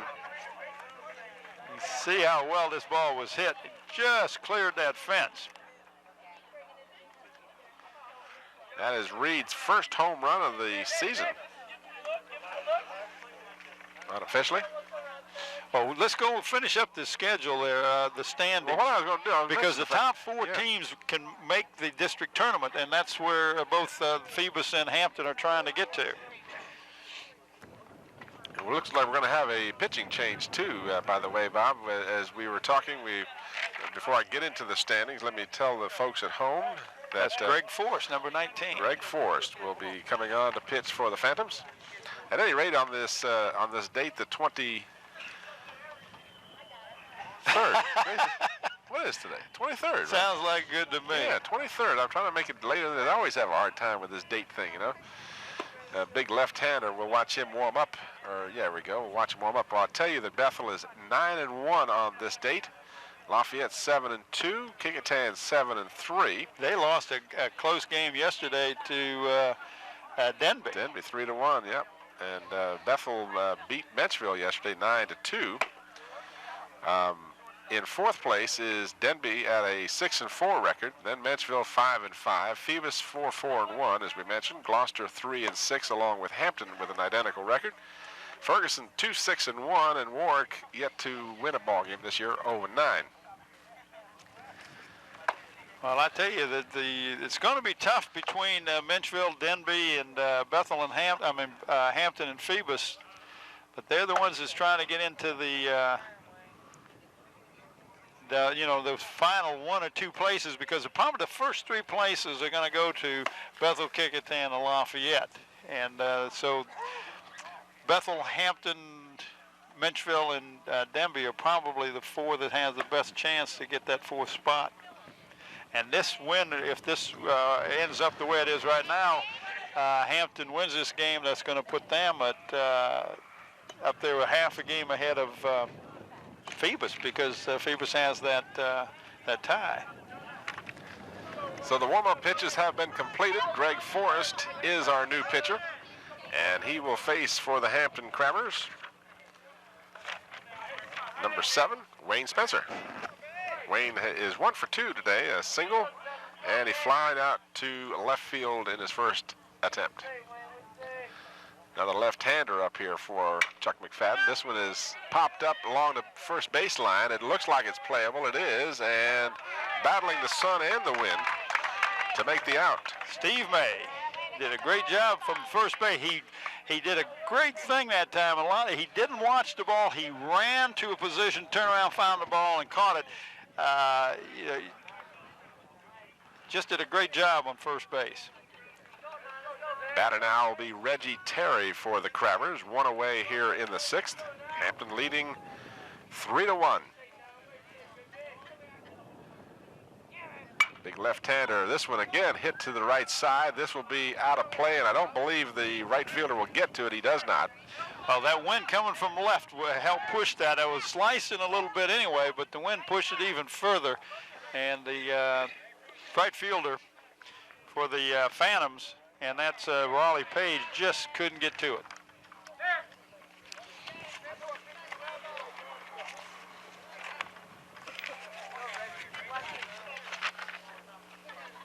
Well, Danny warned me. He says, every time you do a baseball game, I lose. He said, if I lose, you guys can't do any more of my games. You didn't tell me about that. Well, he's winning right now, so I figured I could say so. You're going to keep me in the dark on that one. This one is popped up, out of play behind us. Heads up, folks. Al, I didn't want you to feel intimidated. You know, there's no one over at Hampton that intimidates me. That's true. Former crap. I even got the red shorts on today just to try to be rather subliminal about my support. This one hit up the middle, fielded by the shortstop over to first, and he can't get it out of the dirt. That ball was in the dirt. Steve May did a great job of knocking it down, almost came up with it. I'm not so sure Terry wouldn't have gotten to first even if the play, if the ball was cleanly fielded. But Terry is very quick. I have to give an error to the shortstop unofficially.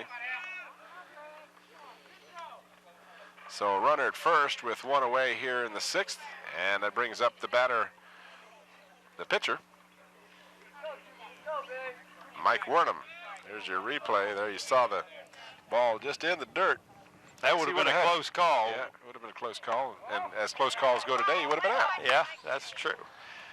Oh, so an error to the short. Maybe Mike Warnham can hit this pitcher. He had trouble with Steve Selby. I'm sorry, with Sawyer.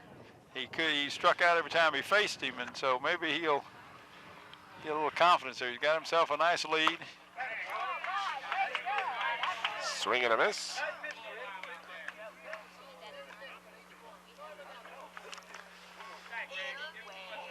1-1 the count to Mike Wernham. Hampton ahead 3-1. Top half of the sixth inning. Runner on first, one out. And they've got him picked off again. Terry going all the way, and the ball is mishandled by the shortstop, so Reggie Terry will end up safe at second. Well, I don't know if they're picking up a sign that Danny's given or what, but every time they've gone to steal, they've caught him, but that time just was not a good throw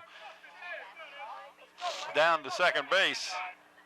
Oh, it was mishandled by the shortstop. Regardless, Terry is now on second, in scoring position.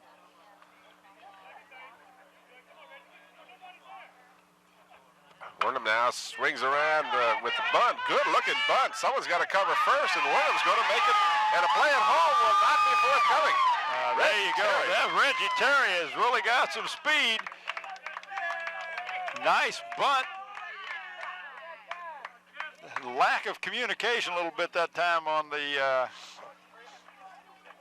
on Phoebus, and Sean Selby, as you see right now, he's talking to Greg Force and said, this is what you should do when the ball is hit there in this position. So, you know, and most baseball fans are very aware of this. I won't I'll state the obvious here, but baseball is very much a thinking sport. Yes. You really have to know where to go with the ball and who's supposed to cover, and there's an awful lot of things that can go wrong. The first baseman had to come and get the ball. As far as it was bunted, that was his ball to get. And second base was to cover. That's right. Of course, the pitcher was over there and just couldn't find a handle on it. But nonetheless, the second run of the inning scores for the Crabbers, and Mike Wernham is on at first. He was sacrificing, but got on there when the play didn't materialize, and Red Adams will step in. He is 0 for 2 on the afternoon, grounded out and struck out. We're in the sixth inning. The Crabbers are ahead 4-1. One away.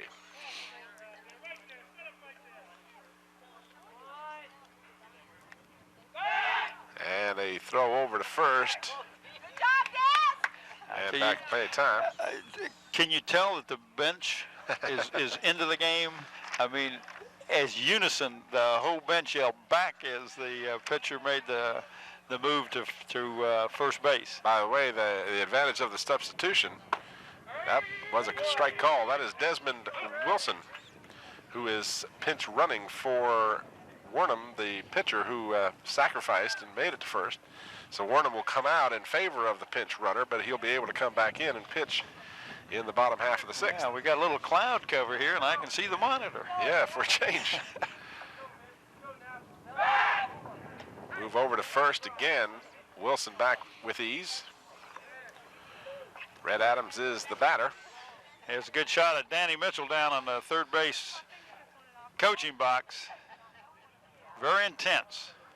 And a good shot of the runner and the pitcher. I tell you, our camera people are doing excellent. That's the first time we got to see it. Yeah, we haven't been able to tell. I'm sure they've been doing a good job the whole time, but we can't see the monitor very well. Forrest again over to first. Easily back. So the Phantoms, of course, trailing by 3, can ill afford to have any more Crabbers score here with the top half of the 6th inning upon us, and we only play 7. Remind you, there's only 7 innings in high school baseball.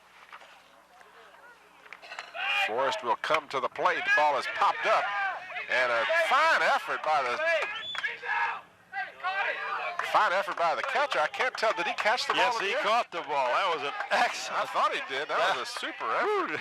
That was Huffman. Chad Huffman made a great play on that.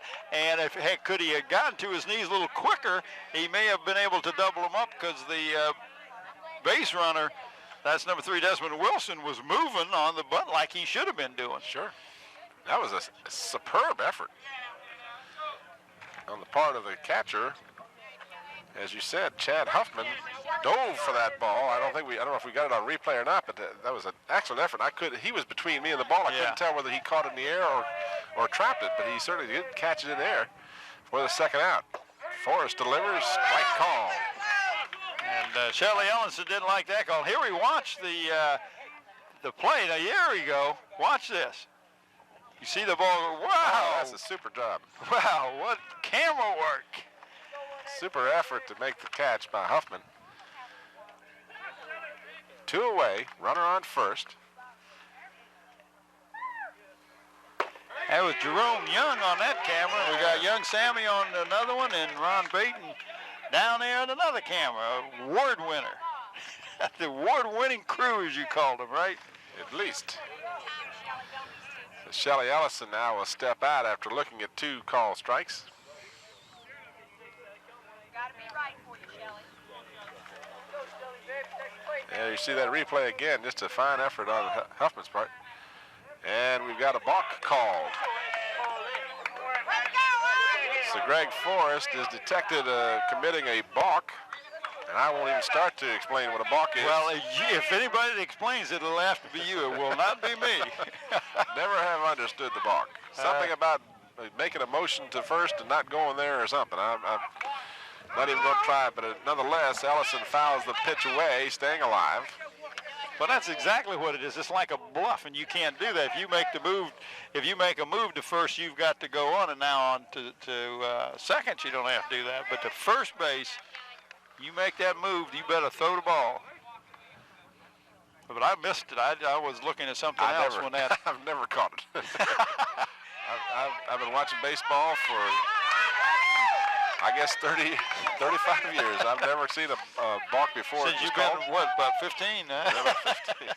Hey, I was just thinking about it the other day. I'm in the double-digit 4.4s this year, but this summer I'll turn 45. I got to think about that, starting to get middle-aged. Another 10 years, I'll be middle-aged. Yeah, be as old as Dr. Sam. We had a steal. Desmond Wilson is now down on third. There's 2 away if Forrest can just simply bear down on this batter and get Ellison, which he's having a hard time doing because Ellison's hanging tough. Well, and now Forrest is pitching from the windup. He's no longer pitching from the stretch. We're in the top half of the 6th inning. Score is 4-1 in favor of the Hampton Crabbers. 2 away. Runner at third. Ball is low in the dirt. Good stop by Huffman, and then he throws down quickly, and they just did get the runner Wilson back. Tried to push him off the bag, and of course, do anything we can here. That's right. 2-2 is the count to Ellison.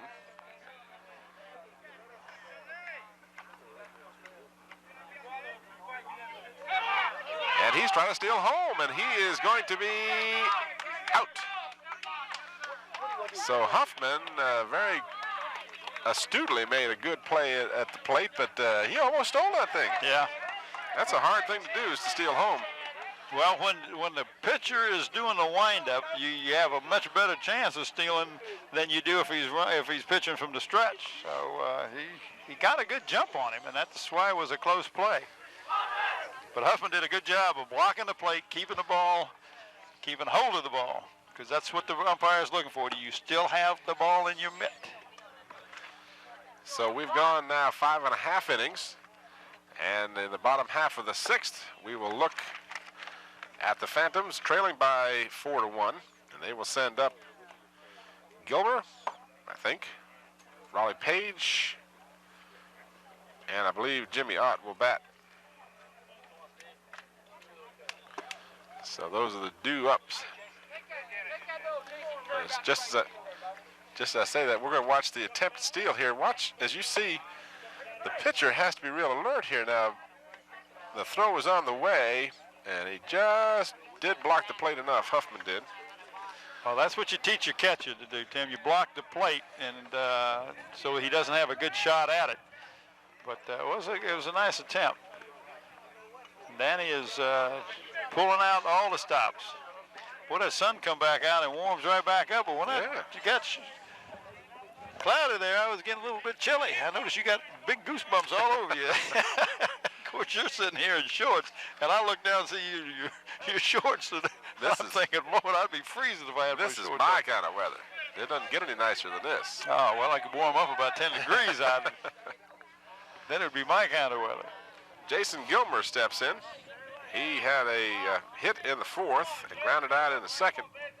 1 for 2 on the afternoon.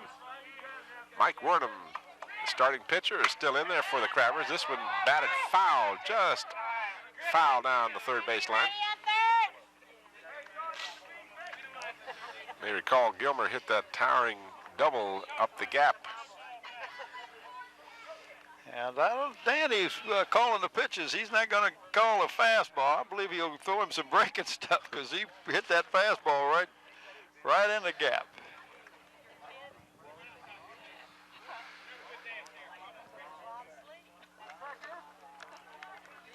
Oh, we're going to see a fastball. Don't say that too loud. The batter can hear you. So Wernham comes right down the middle with it. You think they listen to us? I don't know. 2 strikes the count to Gilmer.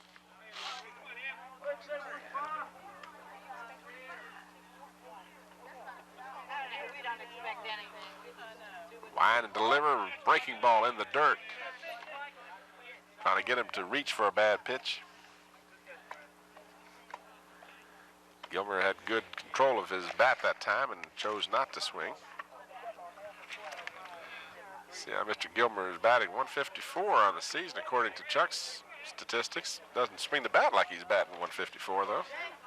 You're going to see the same kind of pitch. I'm going to set it a little softer. 1 ball, 2 Breaking strikes. ball. We're doing golf here now. And Gilmer pounces the eyeball, hit. Whew, what a nice play by Wayne Spencer. So Gilmer lines out to the shortstop to lead off the 6th inning. Well, he does a good job of getting, making contact with, I won't say wood on the ball, but making contact. That was a breaking ball, and he just stayed right with it. Did a great job and pulled it. And Wayne dove and made a nice play on shortstop. But watch the replay. See that play by Wayne Spencer. What a nice job. Raleigh Page steps in. He's 0 for 2 and swings and misses.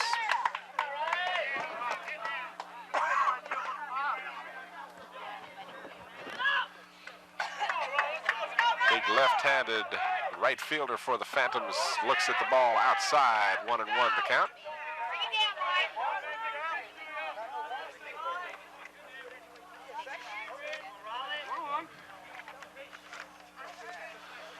The wind we were talking about earlier seems to have subsided. Swing and a miss for strike 2. It's gotten much calmer out. Yeah, it has gotten much calmer out. I have to thank someone, though, for this beautiful afternoon. They had threatened with rain all afternoon. All the last 2 days they've talked about rain, and we've come up with one beautiful afternoon for baseball. This one hit towards Spencer. Spencer, good job of staying with that ball and throws the runner out. Well, I tell you, Wayne's got a cannon for an arm. Boy, that ball is... So 2 outs in the inning now, and the DH will step up. This is Jimmy Ott. He reached on a base on balls, and he singled. He's 1 for 1 on the afternoon, unofficially. And you saw Spencer? Yeah, there you can see the last out. So 2 away here in the bottom half of the 6th. And Jimmy Ott will step in. Mike Wernham winds, delivers straight ball. Oh, what a nice curve breaking ball that was.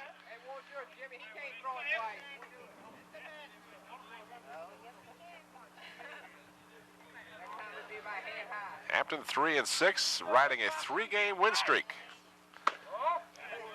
Phoebus 4-4-1. 1-1 the count. I like doing baseball. We got another breaking ball. It's a high breaking ball. Yeah. Well, now, I don't want to sound like I'm so smart that I picked it up. Danny told me. so what is, no, we can't ask. No, I will tell you between when we have, we close our mics down. I don't want to give away anything. We definitely wouldn't want that to happen. Just off the corner. Boy, he almost painted the black area of the home plate. That was very close, and Danny's very upset. He's walking away. He didn't like that call at all. That's as close as you can get without being called a strike. Yeah, we're going to see a fast one here. 3-1 down the middle for a full count as this one is fouled out of play down the third base line.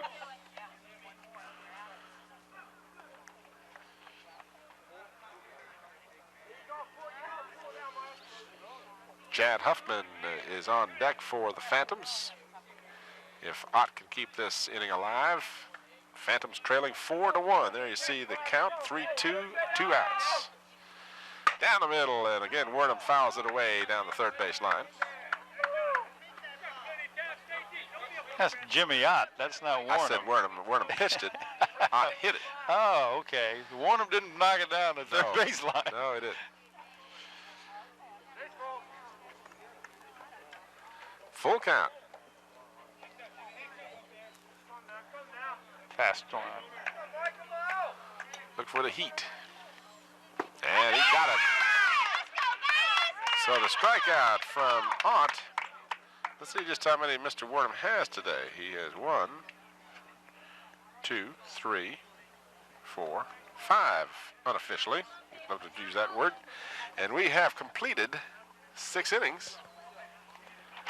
Close down your mic. All right. Listen to the silence of the sounds of spring.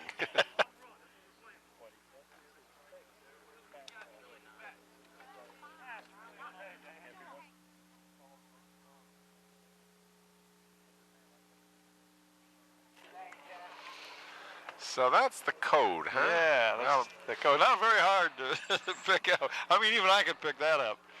The opposing... Well, we weren't playing music during that little... I thought music came on when we closed our mics down. Well, now, you coaches now in the Peninsula District, if you'd like to know this, I can be bought. Oh, Danny, I want Danny watches. He tapes this game. Now, he will know who said that. So the Crabbers will come up here in the top half of the 7th inning, leading 4-1. I don't know if Chuck calls his pitchers or not. I don't think he does, but I know Bouchard does not call his pitches. But Kicketan calls the pitches. Mike McCormick or Buddy Denton, one of those two, called the pitches. So, and both. Did you see here what my buddy said? Yeah, I heard it. He does not call his pitches. Of course, that's Scotty in the truck. Leading off for the Crabbers will be Shelly Ellison. If it seems like he was up just the last time we were watching the Crabbers, he was. Because he was up there when Desmond Wilson was out trying to steal home. And, of course, with that in mind, Ellison gets a whole new set of strikes and balls to work with here. And he looks at 2 pitches and 2 balls.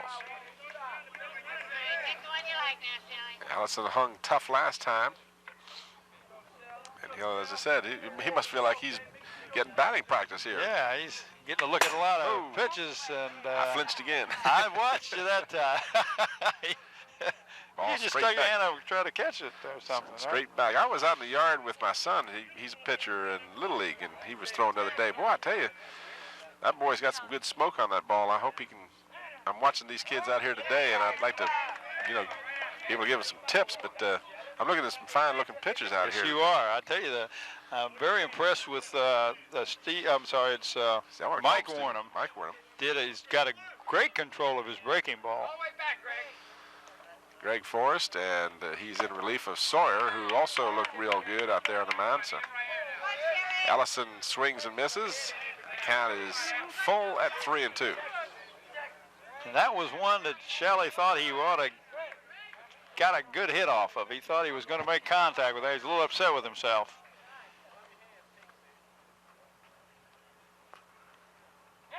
Forrest throws. Oh, got it on the inside corner.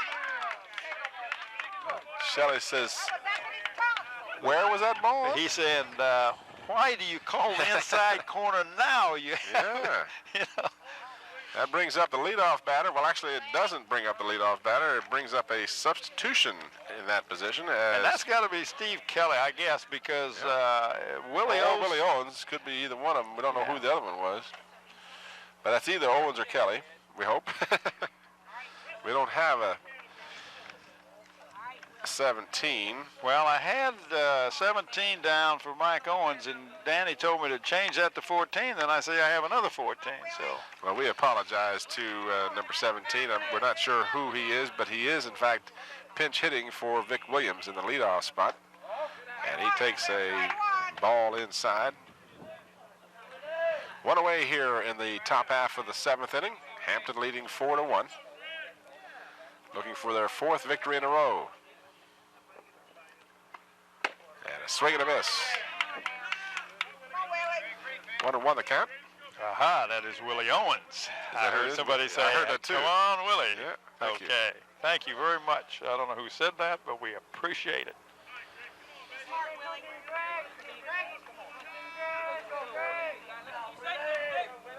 We need all the help we can get, folks. And Owens hits it to right field. Coming in and having to make a little more of an effort than he might have normally was the right fielder. That was Raleigh Page. The ball kind of hung up there. Well, and then it kind of died on him a little bit, and he had to go down to make that call, make that catch. So Brad Whittington now will be up with 2 away. Whittington flied out in the 1st, singled in the 4th, and hit a sacrifice fly RBI in the 5th. So that makes him 1 for 2. Called 1 for 2, exactly. Unofficially. Unofficially. Always leave myself an out that way. 2 away, Whittington steps in. Forrest with a big wind-up. The ball is popped up on the right side. First baseman over there. He's got it as Steve May will complete the 3rd out of the inning. And the Crabbers go down in order. And now we'll see the last effort. Here's the nice catch in right field for the 2nd out. We're going to watch the replay there as slow-mo man. I think that's Dr. Stills working a slow-mo. You see that Raleigh Page had to make a little dive there. Yeah. Well, you notice Scotty hasn't told us who's working. He said we got a slow-mo substitute. Well, we don't know who it is. Scotty is kind of being evasive. So, yeah, the mystery man, as Scotty says. We'll do up here in the 7th inning for the Phantoms. Chad Huffman, the leadoff man. Derek Gaston and Philip Moore are the batters due. As the Crabbers leading 4-1. This is the last inning, I should hasten to add, assuming we don't get a tie situation. Bottom half of the 7th, there you see some of the nice crowd on hand. We got a nice crowd out here at Phoebus Park.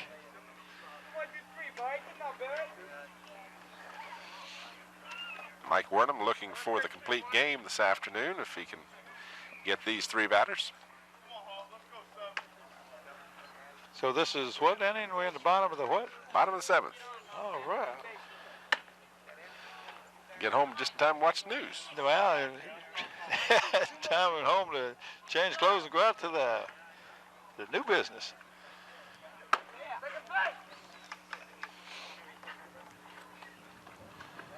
You tycoons are like that. Yeah.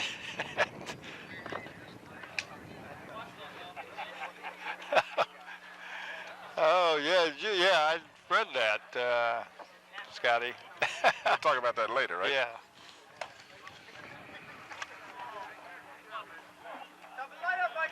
Yes. So the batter stepping in is, in fact, the catcher, Chad Huffman, who's had a good afternoon catching. He is 0 for 2 at the plate, however. Made a nice catch earlier, as you recall, on a bunt attempt down the first baseline to give him up. Huffman takes the first pitch high.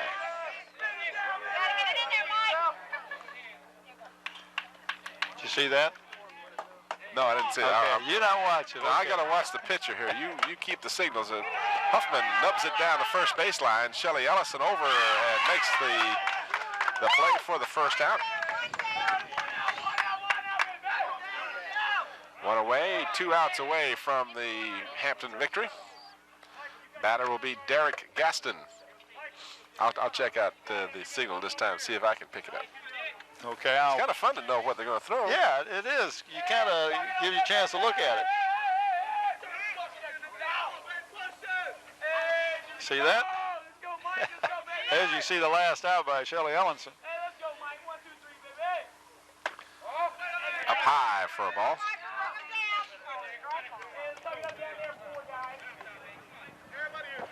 We'll look at the same pitch, right? You got it. You pick up quick. Hey. Well, not really the same pitch, same type of pitch, a little different pitch. location. Yep, different result. 1-1 the count now. Gaston. 1 for 3 on the afternoon is Mr. Gaston, and that one's high for ball 2.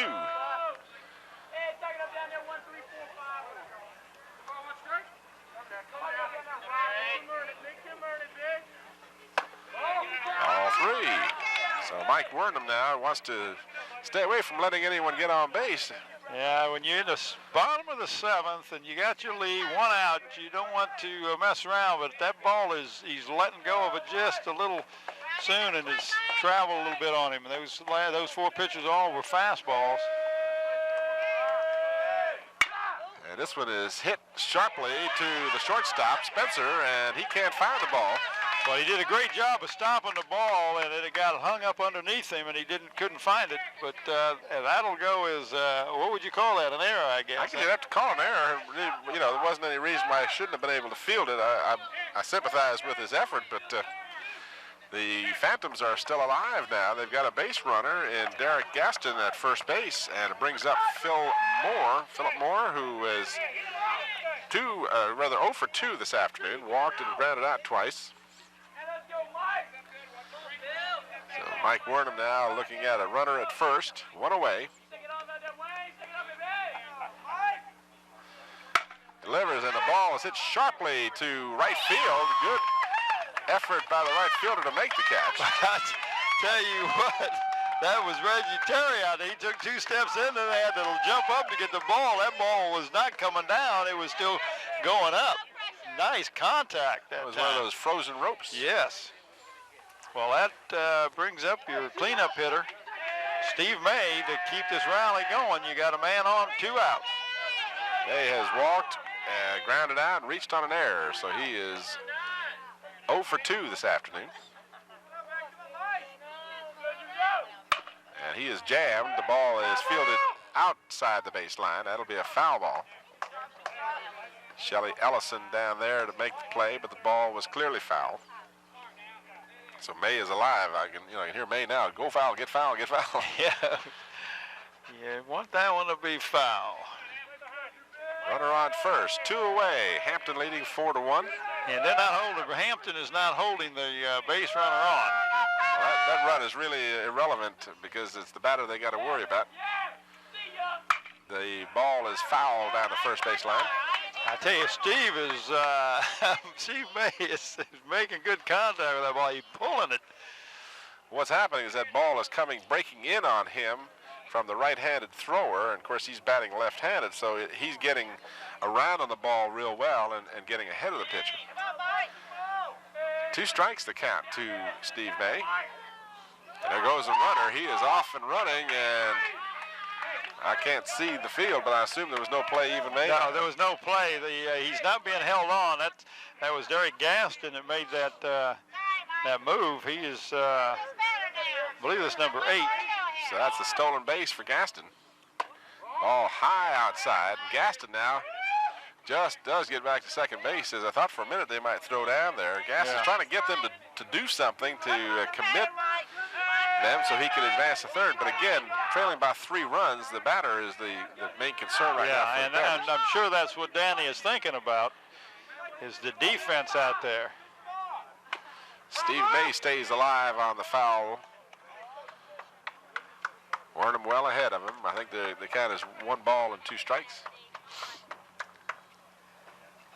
We want to take this opportunity before we forget to thank all the fine folks here at Phoebus High School for all of their assistance and helping our crew set up today. As usual, we always receive cooperation from the schools, and we do appreciate it. We sure do, and of course that goes along with the athletic directors. We have 2 here, Bill D. and Retha Montgomery. And, of course, Clay Washington, the principal, and all the help those people give us. Of course, we always want to acknowledge our crew. They do a great job and makes it so easy for you and I just to come here and you send somebody to get the big gulps for us. And I'll tell you, let's thank Chuck McFadden and Danny Mitchell, too. The coaches are very cooperative in giving us statistics for the teams. Of course, it helps us, and we appreciate it. Steve May fouls it off again. Because it's real difficult to do these games without some kind of statistics on these young men. Well, and if you haven't done them all year and you come in the middle of the season, and basically that's where we are now. They're in the second half of the season, and we haven't seen them. I've got to see Bethel play, Kickingham play. This first time I've got a chance to see these 2 teams play. I've got to see Denby play some of the other teams, but if you don't get to see them, it makes it difficult. May pops it up on the left side. That's going to be out of play. It's just out of play. Hit the top of the fence. Yep. Well, he's still alive. He's fouled off about 5 of them now.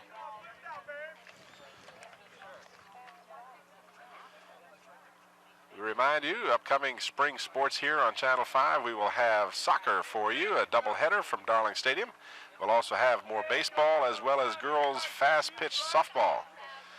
So we'll have I guess we have about 5 spring events coming up here. Yes, we do. Look forward to bringing those to you, and please stay tuned to Channel 5 for the times of those games. And Steve May swings on a low inside pitch to end the ball game as Mike Wernham is congratulated by his teammates on a real fine effort this afternoon. The Hampton Crabbers extend their winning ways to 4 in a row and make their record now 4-6 after dropping their first 6 games. They're on a tear. Yes, they are. They got 4 in a row, and that's now we can feel safe that we can do another Hampton baseball game. Danny was said, hey, you guys ought to lose every time you play. That's. Well, we broke our string, so we're happy to say that. And I know Danny's happy. That was a tough loss for Steve Sawyer. Steve, in the early part of the game, was pitching real well. Got hit on the leg, and I'm not trying to make excuses for him, but he didn't look as sharp after that as he did in the earlier innings. But not take anything away from Mike Warnham. Mike pitched just a superb game. He truly did. Warnham picks up the win, and he gets the complete game out of it. Sawyer the loss, and Greg Forrest did a fine job coming in relief, but Hampton Crabbers put the runs together, fabricated a couple on some sacrifices and some sacrifice flies, and then, of course, Stacy Reed. What is Stacy Reed, that young man's name, who pulled that ball all the way over the fence in center field for a home run in this afternoon's ball game. The final score again, the Hampton Crabbers win their 4th in a row. They win 4-1 here at Phantom Park at Phoebus High School. That's going to do it for us. We hope you, again, will stay tuned to Channel 5 over the next few weeks for our upcoming spring sports. We'll have some fast-pitch softball, some baseball, and some soccer for you right here on the only place to watch Hampton City school sports. And do turn into Channel 5 and catch some of those shows that we did with the basketball coaches for the girls and the boys, and the thing I had with Mike Smith, the nice interview I had with Mike, and then, of course, when we do the football and the basketball officials, you and I, maybe you can get with me, and we'll do that. I look forward to doing those things. And, of course, we're doing this for the fans, and hopefully this will be some enlightenment to you, especially when we talk to the officials. And we'd like your comments, good or bad. We'd like to know what we're doing wrong sometimes, and we do make mistakes occasionally. No. Final score again, Hampton 4, Phoebus 1. For Bob Hintz, this is Tim Cole. Thank you for watching. Good afternoon, everybody.